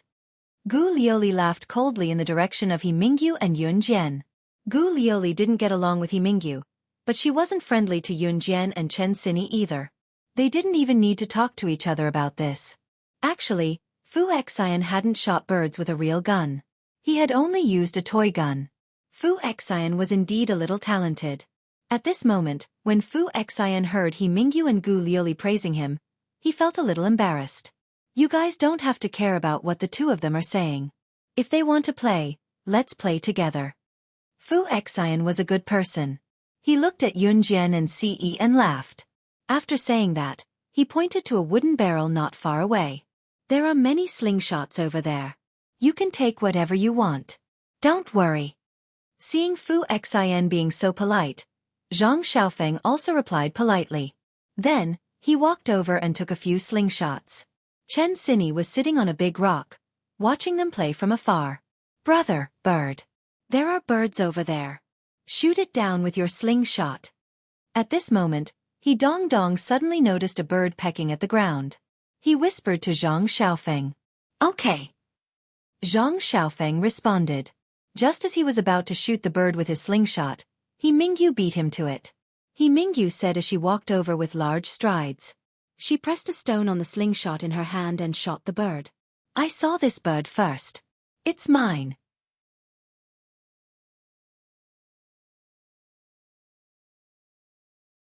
Chapter 18:15. Mingyu spoke as if she was a sharpshooter who never missed a single shot. She was extremely cocky. That's true. Mingyu is the best girl in Jinda village. Fu Xian's hit rate is 5 times out of 10, while Mingyu's hit rate is 1 time out of 10. A boy who was about the same age as Mingyu and Fu Xian walked over and said honestly. He even rubbed his head and smiled a little embarrassedly. What the boy said was the truth. The group of people around them were all children from the countryside, except for Gu Liuli, who was from a wealthy family in town. Children from the countryside were still wild and could run, like Mingyu. She was tanned because she was exposed to the sun every day. Children from the countryside were wild, and the birds in the countryside were wild as well. Over the years, people had gained experience in catching birds. And the more birds were caught, the more experienced they became when it came to stealing millet and running away. Whether it was Fu Xian or Mingyu, they hadn't spent all their time studying how to catch birds since they were young. To have such a hit rate, in addition to their age, they were already the best among the younger generation. I don't need you to tell me that I'm also the best among the girls. And she was a perfect match for Fu Xian. Mingyu glared at Gu Liuli, then turned her arrogant head towards Yun Jian. She seemed to be saying, "How is it? Do you know how good I am now?" The corners of Zhang Xiaofeng's lips twitched. He was so disgusted by Mingyu's ugly mouth that he almost vomited. "Dong Dong, go play with your little friends." Zhang Xiaofeng handed the slingshot to Dong Dong, then turned to look at Yun Jian. "Master, we haven't trained today. Why don't we run 10 laps around this mountain? There's a foul smell here. I can't F*King stand it." Zhang Xiaofeng was quite vicious. Although he didn't mention any names, anyone with a discerning eye could tell that he was talking about Mingyu. Mingyu's face instantly darkened. Mingyu suddenly rolled her eyes. She accidentally heard Zhang Xiaofeng call Yun Jian master, so she opened her mouth and spat at Yun Jian. "Ha ha ha, what master? You're actually taking in disciples." Did he think that he was some kind of expert? Learning how to take in disciples? Ha ha ha. I'm dying of laughter. A woman from the city like you, what skills do you have to teach your disciple? I advise you to go home, take a piss, and look at yourself. When Mingyu started speaking, Ce pulled Yun Jian into his arms and retreated 5 meters away from Mingyu, so that Mingyu's spit didn't hit Yun Jian and Ce. When Mingyu spoke up to this point, Ce's face turned cold and he frowned.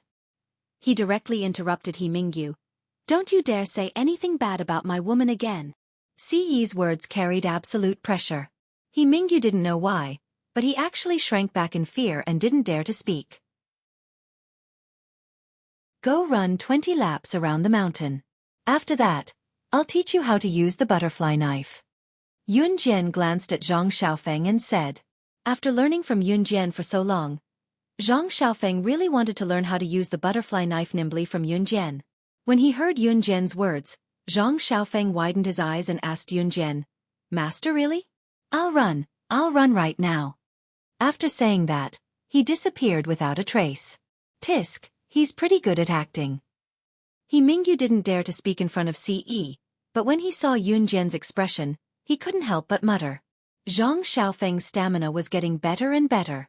After an hour, he finished running 20 laps around the mountain.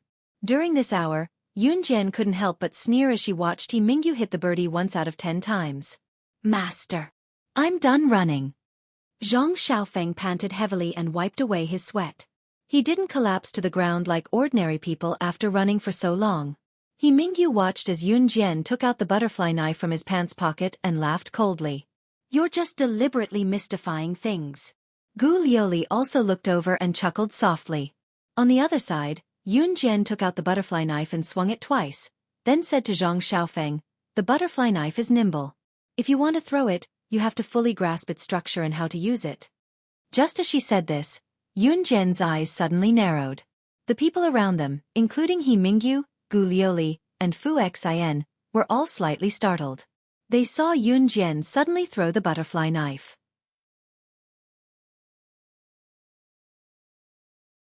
Chapter 18:16. The butterfly knife was called a butterfly knife because its blade was very similar to a butterfly. A butterfly had a body and 2 wings. When the wings were folded, they could wrap around its body. The butterfly knife was the same. The blade of the butterfly knife was the body of the butterfly. If a normal knife was to be stored, it would be stored in the scabbard. However, the butterfly knife scabbard wasn't a single scabbard. It had two scabbards, one on the left and one on the right. When the two scabbards were folded together, the blade of the butterfly knife could be stored. The two scabbards were like the wings of the butterfly, which could be folded together at will. In other words, the difference between a normal knife and a butterfly knife was at the moment the blade of the butterfly knife was cut, the two scabbards could be combined together to form a normal knife. One could also grab a scabbard and throw it out to hold the blade of the other knife. To put it simply, the butterfly knife was a tool that could be transformed into a normal knife or a non-normal knife. If a person who didn't know how to use a butterfly knife grabbed a scabbard and threw the butterfly knife away, it was very likely that they would accidentally injure themselves. Therefore, when many people first learned the butterfly knife, they would practice for a long time with a non-edged knife. When Yun Jian nimbly played with the butterfly knife in her hand, He Mingyu, Gu Lioli, and the others in the distance were already dumbfounded. The group of children around them had never seen such a knife. Even if they had never seen a butterfly knife that could be assembled into a normal knife by dropping a blade and two scabbards. Moreover, they had never seen anyone play with the butterfly knife so smoothly. Wow! Pretty Big Sister is not only pretty, but also amazing. Yeah, Pretty Big Sister is amazing. Pretty Big Sister is so amazing and beautiful. When I grow up, I also want to marry a pretty big sister like her. The large group of children were all in their childhood stages. They were innocent and said whatever came to their minds. Seeing that Yun Jian could play with a knife so nimbly, the group of children was dumbfounded. Even Fu Exen looked at Yun Jian with a somewhat crazed gaze. Su Mingyu and Gu Lioli, who were watching from afar, clenched their fists tightly. They were so angry that they wished they could go over and give Yun Jian a beating. But at that moment, Yun Jian suddenly sheathed her knife. She held the two scabbards together, making the butterfly knife look like an ordinary knife. With the blade below, she held the scabbards that formed the handle. Her eyes flashed as she narrowed them. G. Cha. Creak. Not far away, because no one went to disturb them, a large flock of birds had already landed on the ground to look for food. They even let out satisfied cries after eating the millet. It was also at this moment that He Mingyu, Gu Lioli, Fu Xian, and all the children saw a horrifying scene that they would never forget for the rest of their lives. The butterfly knife in Yun Jian's hand suddenly flew towards the flock of birds. Her knife was so fast that no one could see it clearly with their naked eyes. The saber flew out from his hand. With lightning speed, it flew towards the flock of birds that had sensed danger and were fluttering in the air in an attempt to escape. The butterfly knife borrowed momentum and didn't merge. The blade and the two scabbards formed an ordinary dagger, and it flew through the flock of birds that were trying to escape. The short blade pierced through the abdomens of 3 birds that were trying to escape, nailing the 3 birds to the blade. Her knife skills were accurate. Yun Jian's butterfly knife didn't just hit the birds' abdomens. This time, it didn't pierce through just one bird's abdomen. Instead, like skewering mutton, it nailed 3 birds to the blade of the butterfly knife. This scene caused an uproar. Silence. Dead silence.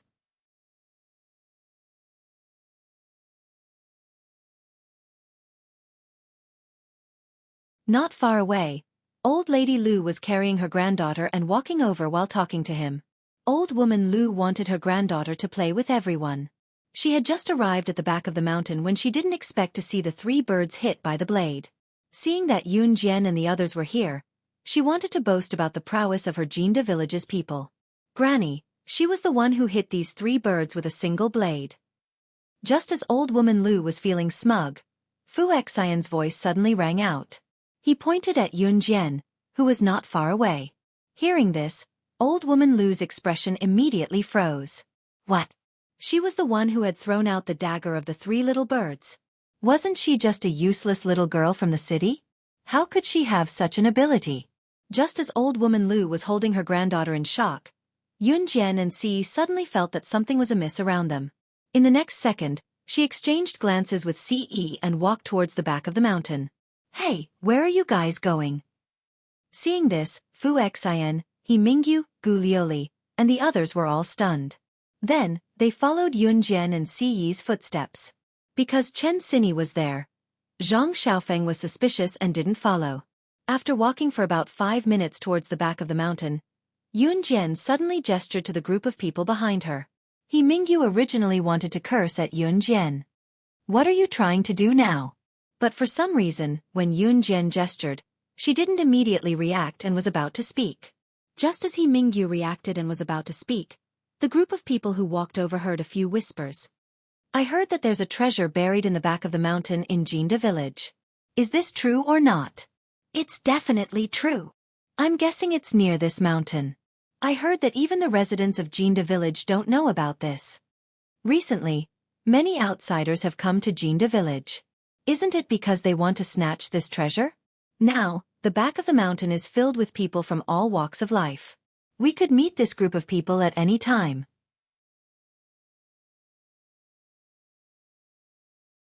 Chapter 18:18. Listening to their conversation, Yun Jian and Si Yi's eyes glinted as they stood in the dark. He Mingyu, Fu Xian, and Gu Lioli covered their mouths tightly and widened their eyes. They forced themselves not to make a sound as they watched the scene unfold before them. Thankfully, the children who were still in primary school didn't follow them. Old woman Lu didn't follow them either, so they didn't make a sound. The reason why He Mingyu and the others were frightened was because the two men standing in front of them were holding two pistols in their hands. Listening to the conversation between the two of them, it was clear that the guns in their hands were definitely real. Just as they finished their conversation, a tall and sturdy figure suddenly darted out from the bushes. The two men were tall and thin. With their backs facing Yun Jian, Ce, and the rest, one of them shouted at the tall and sturdy figure. Lu Hua, how is it?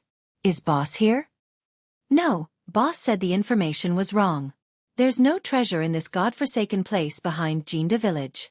Let's hurry up and leave. It's all AF * King Bluff. The man named Lu Hua waved at the two tall and thin men.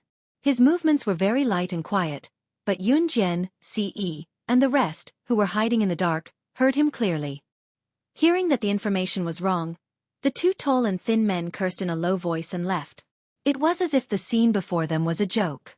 It was only after the three men were far away that Yun Jian and her friends started to head back. Are the guns in their hands real? Real guns? He Mingyu trembled for a while before he managed to ask the question he wanted to ask. When they saw Yun Jian and Ce walking towards them, He Mingyu and the rest followed them without a second thought. He Mingyu followed them with the intention of figuring out what Yun Jian was up to. However, on the way back, she was trembling all over and couldn't stop asking in a trembling voice. If you want to know whether it's real or not, you can just chase after them and ask them. Yun Jian smiled coldly. If Yun Jian had said this before, He Mingyu would probably have retorted. However, He Mingyu was too afraid to say a word now. When they returned to the back of the mountain where they hunted birds, although He Mingyu and the rest were afraid, they didn't mention a word about what had just happened. Fortunately, those who went were around Yun Jian's age. Because they had seen an extremely terrifying scene, no one mentioned what had just happened. When they returned to the back of the mountain, they didn't have the mood to continue hunting birds with their slingshots. They all found an excuse to go home. When it was past 6 in the evening, the sun was about to set and the afterglow of the sky was slowly blooming. Dinner had yet to be served. He Qing did not make dinner in time either. After he came back from outside, he hurriedly called Yun Jian, Ce, Chen Sini, and Zhang Xiaofan into the house. Sini, I've called. Your family's car will be here to take you back to Longmen City later, He Qing said, looking flustered. Go home? Grandpa, we've just arrived yesterday. Why do we have to go back? Chen Sini was shocked and confused. He Qing kept quiet for 2 seconds before he suddenly glanced at Yun Jian and Ce. Finally, as if he had made a decision, he walked to the door and looked around. Seeing that there was no one there, he closed the door and turned to speak to everyone sternly. He looked at Yun Jian and Ce first. Sini has told me before that one of you is her best friend and the other is her best friend's man. It's believable. I won't keep this a secret from all of you. As he spoke, He Qing looked at the group and sighed. A lot of foreigners have come to Jinda village recently. I don't know if you guys know that there's a lot of foreigners coming to the back of the mountain recently, saying that they're here to look for treasure. Yun Jian's deep eyes narrowed when she heard that. He Qing's solemn voice continued. They've been looking for treasure in the back of the mountain but to no avail. Some of them have gone back while some are still unwilling to give up. I heard that a group of people have come recently. They're world-class bigwigs and they even have guns with them. I heard from someone at the village entrance just now that they won't leave until they get their hands on the treasure. They're even going from house to search for the treasure they want." As he spoke, He Qing hurried to his bed and bent under it to lift up a piece of floorboard under the bed to take out an ancient box. He Qing went over and shoved the box into Chen Sini's arms before he told Chen Sini and the rest anxiously, "Brother, you're here."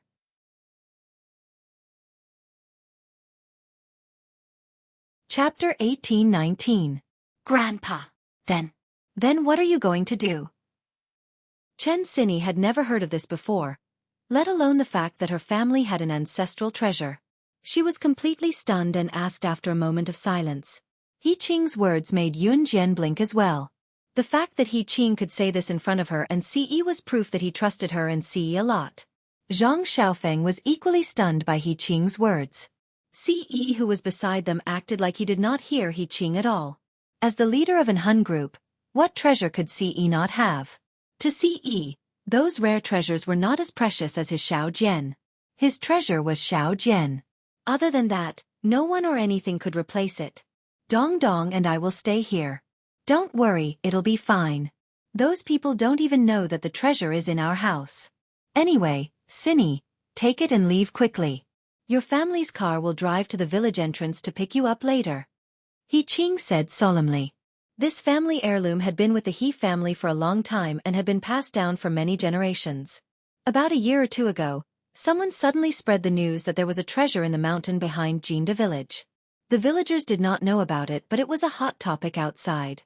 There were many people who came to the mountain behind Jinda village to search for the treasure but to no avail. Basically, they would leave when they did not find the treasure after searching the mountain behind Jinda village. However, the group of people who came these 2 days was said to be sent by an international bigwig. All of them were armed with guns. It was obvious that they were gangsters. When He Qing was in the village just now, he heard them say that they would not leave until they found the treasure. He Qing panicked. He quickly called Chen Sini back, planning to have her leave with the treasure. As they spoke, a car honked at the door. He Qing got Chen Sini to hold the antique box tightly and told everyone to pack up and leave. The car's here. Sini, go back to Longmen City quickly and pass this box to your mom. Don't let your eldest and second uncles know about it. He Qing reminded Chen Sini. He Qing knew very well that his eldest and second sons were greedy. If they knew that there was a treasure in their house, they would sell it for money immediately. As he spoke, He Qing led Chen Sini, Yun Jian, and the others out of the door. However, as soon as he walked out of his house, He Qing saw a car parked not far away. Beside the car stood a group of ferocious-looking people. This group of fiendish people had guns in their hands. And the leader of this group of fierce-looking people was the man with a tattoo on his chest standing at the very front. Beside him was someone He Qing was familiar with. "Liang, why are you here?" He Qing looked at the leader of the group of people in surprise. Beside him stood a person who was about the same age as him and looked very much like him. The person called Liang was He Qing's younger brother, He Liang. "Brother, what's this thing in your granddaughter's arms? Where are they going?" He Liang's eyes shone when he saw what Chen Sini was holding. "He Liang, do you know what you're saying?" The menacing men around them were obviously the world-class bigwigs. He Qing's eyes widened in shock when he heard He Liang's words. "You don't have to call me by my full name, brother. I can hear you," He Liang said to He Qing in a sarcastic tone. After saying this, He Liang, who had wanted to put on an act just now, immediately revealed his true colors. Brother. You're so nice to me. Our father was so nice to you when he passed away. He even passed on such a precious thing to you. If it wasn't for my neighbor, old Wang, who overheard the conversation between you and our father, I wouldn't even know that our family had passed on such a treasure."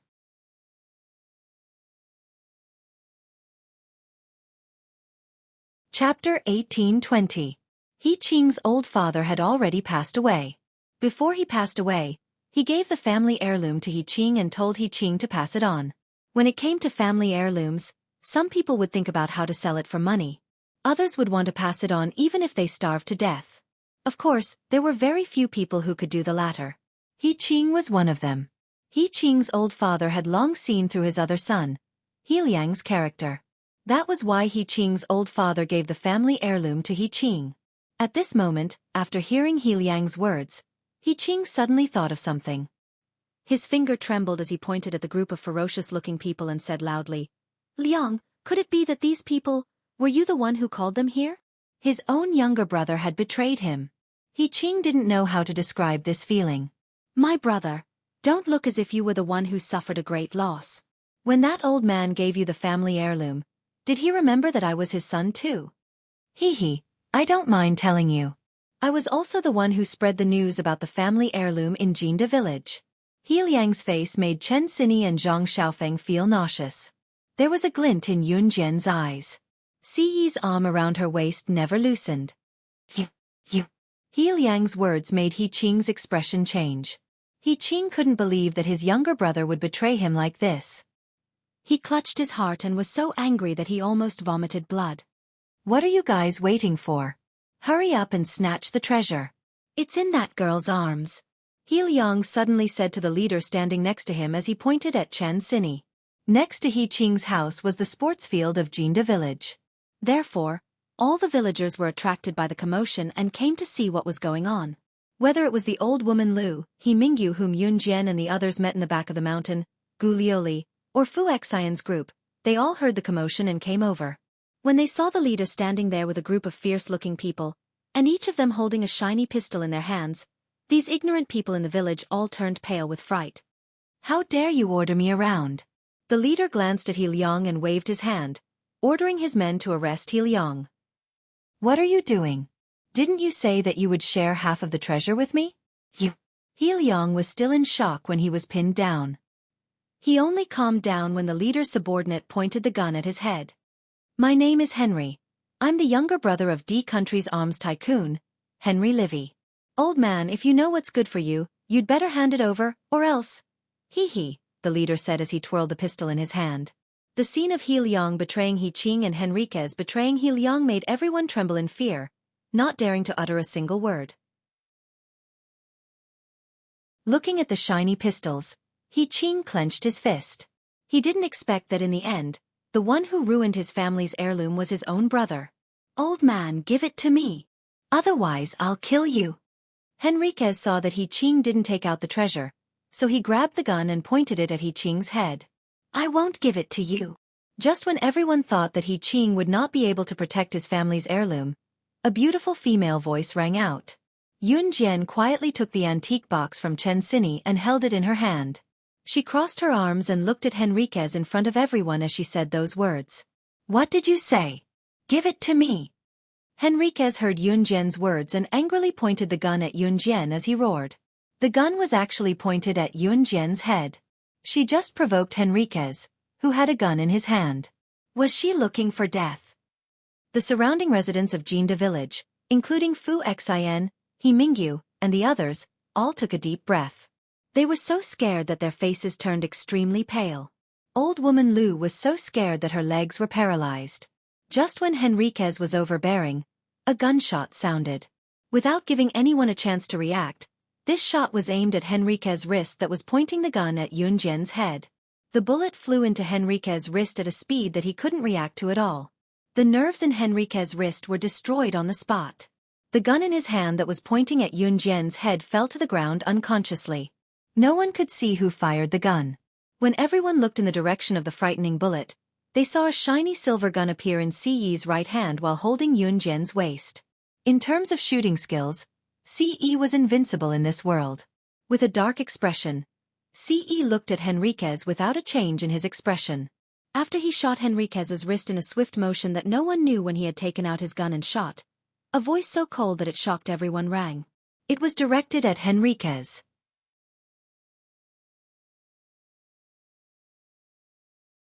Chapter 1821. The surrounding people were shocked by Si Yi's actions. What was even more frightening was that Si Yi also had a gun. And all of Henry's subordinates also had guns. Even if everyone knew that Si Yi had a gun, they would never have thought that Si Yi would do such a thing. Just because Henry pointed his gun at Yun Jian, Si Yi fired at him. Not to mention Si Yi's marksmanship, just his actions alone were enough to show that he was disregarding his own life just to protect Yun Jian. There were many girls present, And Ce was so handsome. When these girls saw this scene, they couldn't help but be tempted. Nowadays, how many boys would really disregard their own lives for the sake of the girl they liked? Just as everyone was thinking this, Henry, who had one of his wrists crippled, held his hand and roared, "You actually dared to shoot at me! Kill him! Kill them for me! After taking the treasures, don't leave a single one alive." Henry's tone was very agitated. It was the kind of furious roar that came from enduring the pain in his wrist. So what if Ce had a gun? He was only one person after all. The Jinda village residents standing in the distance were so frightened that their legs went soft. Henry had obviously suffered all kinds of knife and gun wounds in the past. How could he be ordinary in the black market? Although Henry was in great pain from Ce's attack, he could still endure it. Just as he growled, Henrius held his injured wrist. His eyes darted around, not looking at Yunjian closely just now. Now that he was looking at her delicate and beautiful face, he could see that she was delicate and pretty. She was more perfect than any girl he had ever had. Henrius' eyes suddenly narrowed, and his lower body swelled. Perhaps because Ce dared to shoot at him and injure him, Henry wanted to take revenge. He pointed at Yunjian and said to his subordinates, "Don't kill this girl. Kill everyone else. Hee. How dare you injure me? I'll *king rape your woman in front of the whole village." The person Henry wanted to take revenge on was naturally Ce, who had hurt him. He was the younger brother of the D country's military tycoon, Henry Li Wei. How could a brat like him provoke him? Originally, Ce didn't plan to make a move, but after hearing Henrique's words, Ce's eyes flashed with a strong killing intent. Even he himself could not bear to touch his Xiao Jian. "You can prepare to die now." Ce let go of Yunjian's waist and took 2 steps towards Henry. Yunjian blinked. "What did you say?" Henry glared at Ce. However, the moment Henriquez spoke, Ce's tall figure appeared in front of Henriquez like a phantom. He directly passed by Henriquez's subordinates who were protecting him. His speed as fast as a bolt of lightning. Raising his hand, the gun in his hand was pressed against Henriquez's temple before his men could even react. Without any hesitation, the bullet went straight into Henriquez's temple with a bang. The residents of Jinda village had never seen such a scene. At the same time, the residents of Jinda village retreated 3 feet in fright, their faces drained of color. He killed someone. The second before Henriquez closed his eyes and stopped breathing. His eyes widened in disbelief as he fell to the ground. His subordinates were all highly trained assassins. These assassins could even buy him time to escape the pursuit of a top 10 international secret agent or assassin ranking. However, Ce just now was like a phantom, appearing in front of him in seconds and killing him directly. Such skill. Other than slaying God, who ranked first in the international secret agent ranking, no other male in the world could do this. Could he be from an Hun group? However, before Henriquez could think further, his body had already fallen to the ground. The surrounding residents, including Fu Xin, He Mingyu, and the rest, had a drastic change of expression as they retreated to the corner of the wall in fear. Even Henry's men were stunned by Ce's simple yet fast speed that could not be captured by the naked eye. At this moment, Ce had put away the gun in his hand. With both hands in his trouser pockets, he kicked Henriquez's body more than 10 meters away, causing Henriquez's body to fall onto Henriquez's most prized subordinate. In front of everyone, Ce's mellow voice that was so cold that it was frightening rang. He spoke openly about his identity to Henry's subordinates.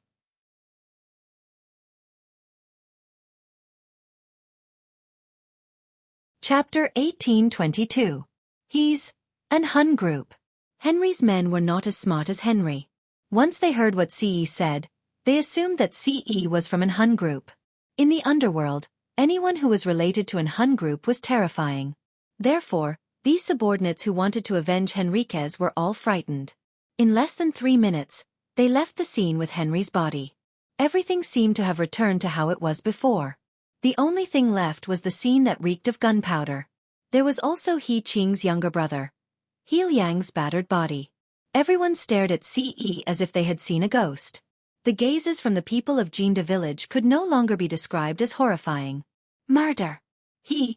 He actually killed someone. It was obvious that the people around them did not know about an Hun group. No one here knew the meaning of an Hun group. It's good that he's dead. That guy just now has killed a lot of people. He's an outlaw from Germany, coming to Country Z to provoke us.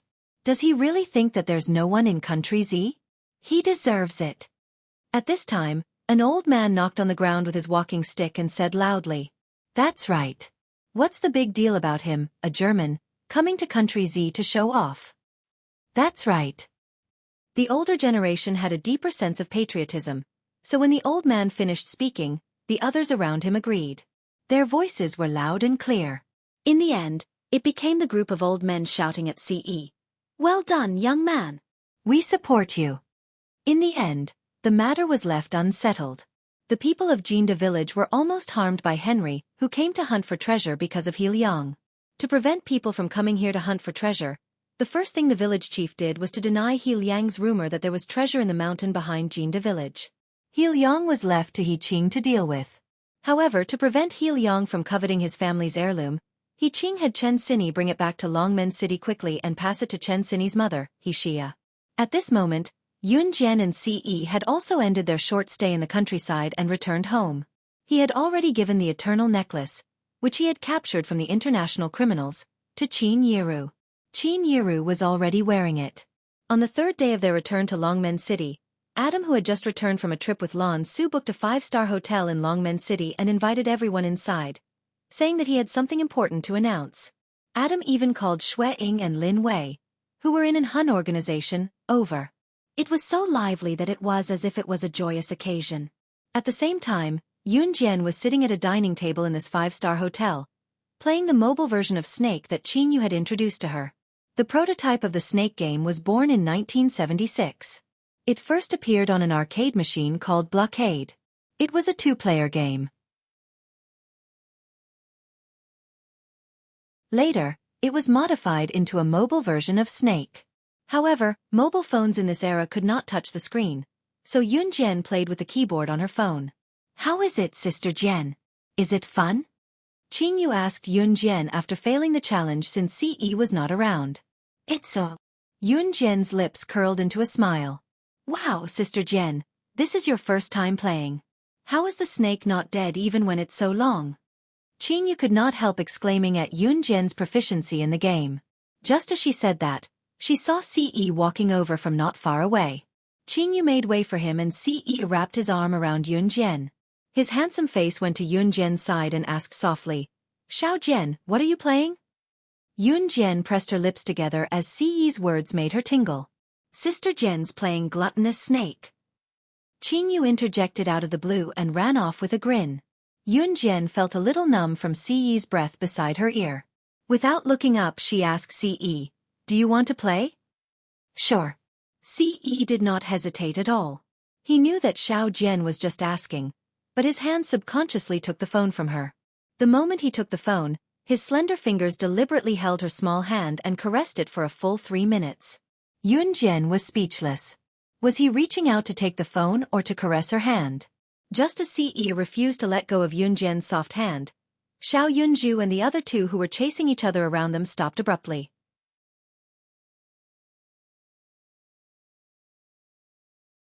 Chapter 1823.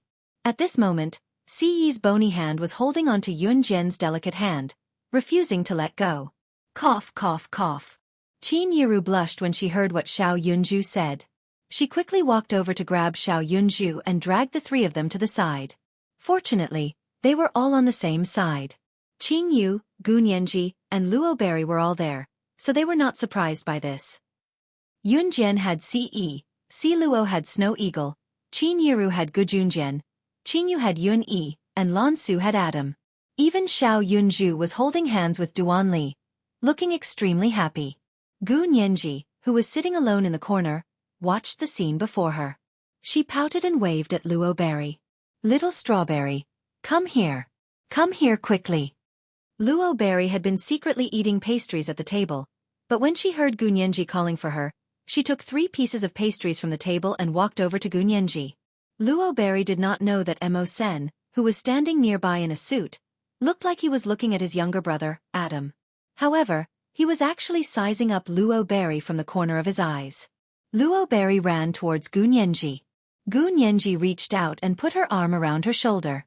She said to Luo Berry, "Little strawberry, you're the best. They're all in pairs. Fortunately, you're here. Otherwise I would be alone."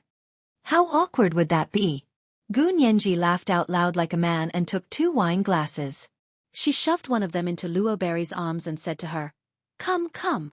Come, come, come. To celebrate our friendship, cheers." Gu Nianji was from Yulong mainland, so she had a forthright aura. Luo Berry, on the other hand, was more delicate. She held the glass of wine and was stunned.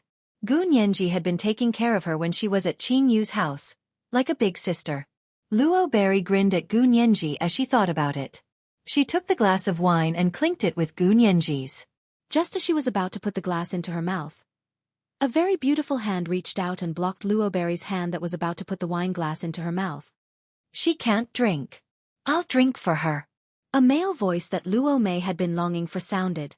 The voice was very pleasant to the ears, and there was a hint of a cool breeze in his breath, making people feel refreshed. Mawson, who had been watching Adam the entire time and secretly glanced at Luo Berry from the corner of his eyes, couldn't help himself when he saw that Luo Berry was going to drink. He walked over and snatched the wine cup from Luo Berry's hand, downing all the wine in one gulp. Luo Berry was shocked by Mo Sen, who suddenly walked over. She was stunned and didn't react for a long time.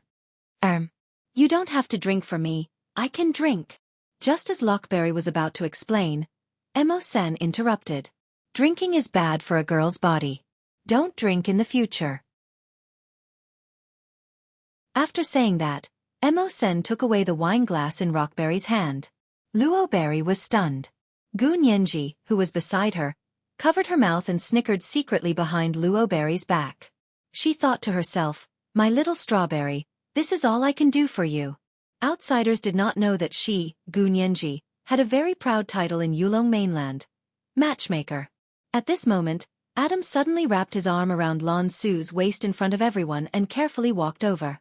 From the looks of it, he seemed to be afraid that Lan Su would fall. Adam even announced the good news of his treat when he walked in front of everyone. He was going to be a father. That's right. Lan Su was pregnant. Out of the 3 leaders of Anhun, Shuang had the biggest reaction. He walked over to knock Adam's head and shouted, "You're going to be a father before me. I can't accept this." Mo Sen smirked and said to Adam, "We can discuss the wedding now. Mom and Dad are gone. I'm your brother. I'll definitely help you guys make this wedding a grand one." Lin Wei acted like he did not hear anything when he heard that. He did not feel anything.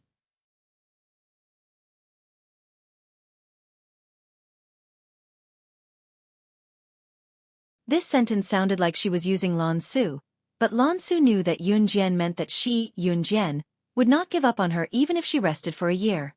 Lan Su was even more touched now. "All right, you can go in first," Yun Jian said to Lan Su.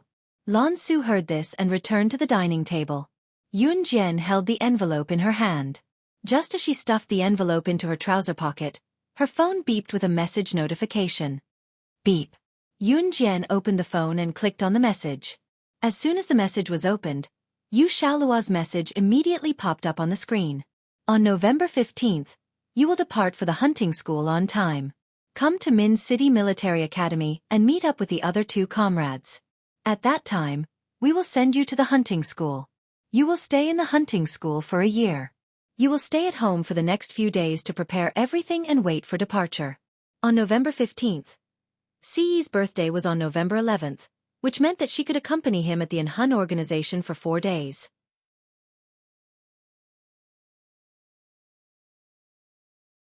Chapter 1825. Of course, before Siyi's birthday and before heading to the hunting school, Yun Jian had something else she had to attend to. She had to head to the martial arts family and retrieve the envelope that her mentor had left in the family. The envelope contained a detailed way to contact her mentor. After dinner and returning home, Ce tugged Yun Jian's hand and led her into the house. If one were to ask why Ce was pulling Yun Jian into the house, there was no need to ask. It was to make a baby. Once they entered the house, Ce pushed Yun Jian against the door, using his tall and lean frame to press against her and speak to Yun Jian in a numbing tone. "Xiao Jian." Ce's action sent a shiver down Yun Jian's spine. Pressing her lips together, She was about to speak when Ce stopped her. His thick breath choked her. The faint pleasant scent made Yunjian wrap her arms around his neck and stand on her tiptoes to deliver a kiss. The kiss lasted for more than 10 minutes. Xiaojian. Ce murmured softly by Yunjian's ear. The sound numbed Yunjian so much that she slumped against him. Just as Ce was about to unbutton Yunjian's shirt, Yunjian suddenly pressed his palm down. No! Xiaojian, I'll be gentle, Ce murmured softly as he bent down beside her ear. No, I'm scared. Can we wait a little longer? Yunjian's eyes darted around as she found a random reason to tell Ce. Ce did not do anything else at that, but Yunjian could tell that he was disappointed. Yunjian felt guilty. She wanted to do it with him too. Cough. But when she remembered that his birthday was coming up. Xiaojian, Ae, you guys are walking so fast. Mom can't catch up to you. Qin Yiru's voice came from downstairs. Yunjian quickly tidied herself up. Seeing that Ce did not move, she reached out to fasten a few buttons on Ce's chest. Feeling her small hands pressing on his chest, struggling to button it up, Ce grabbed her hands and bent down, his handsome face meeting her pretty and delicate face as he said, I'm sorry, but I'm sorry, but I'm sorry, I'm sorry. Xiaojian, do you know how alluring you are right now? Ce's words made Yunjian blush. Other than him, there was no one else in this world who could make her, slaying God, the top secret agent in the international rankings, reveal such a girlish expression. Do it yourself. Yunjian gave up on helping Ce with the buttons and walked to the side. Ce could not help smirking when he saw Yunjian's behavior from behind. Was his Xiaojian shy now? Ce strode forward and pulled Yunjian into his arms, pressing Yunjian against the door with her in his arms before lowering his head to murmur softly in her ear. Xiaojian is the one who undid the buttons. She has to do it back. I'll let you go when she does it. Yunjian was bewildered by Ce's words. Let her go. While Yunjian did not know what Ce meant, Ce pressed himself against Yunjian and kissed her passionately. By letting her go, he meant that if she did not button his shirt when he kissed her, he would keep kissing her like this. You're tuning in to the Xiaofan's Wuxia Tales YouTube channel. Don't forget to subscribe and join us on this journey to catch the most captivating stories.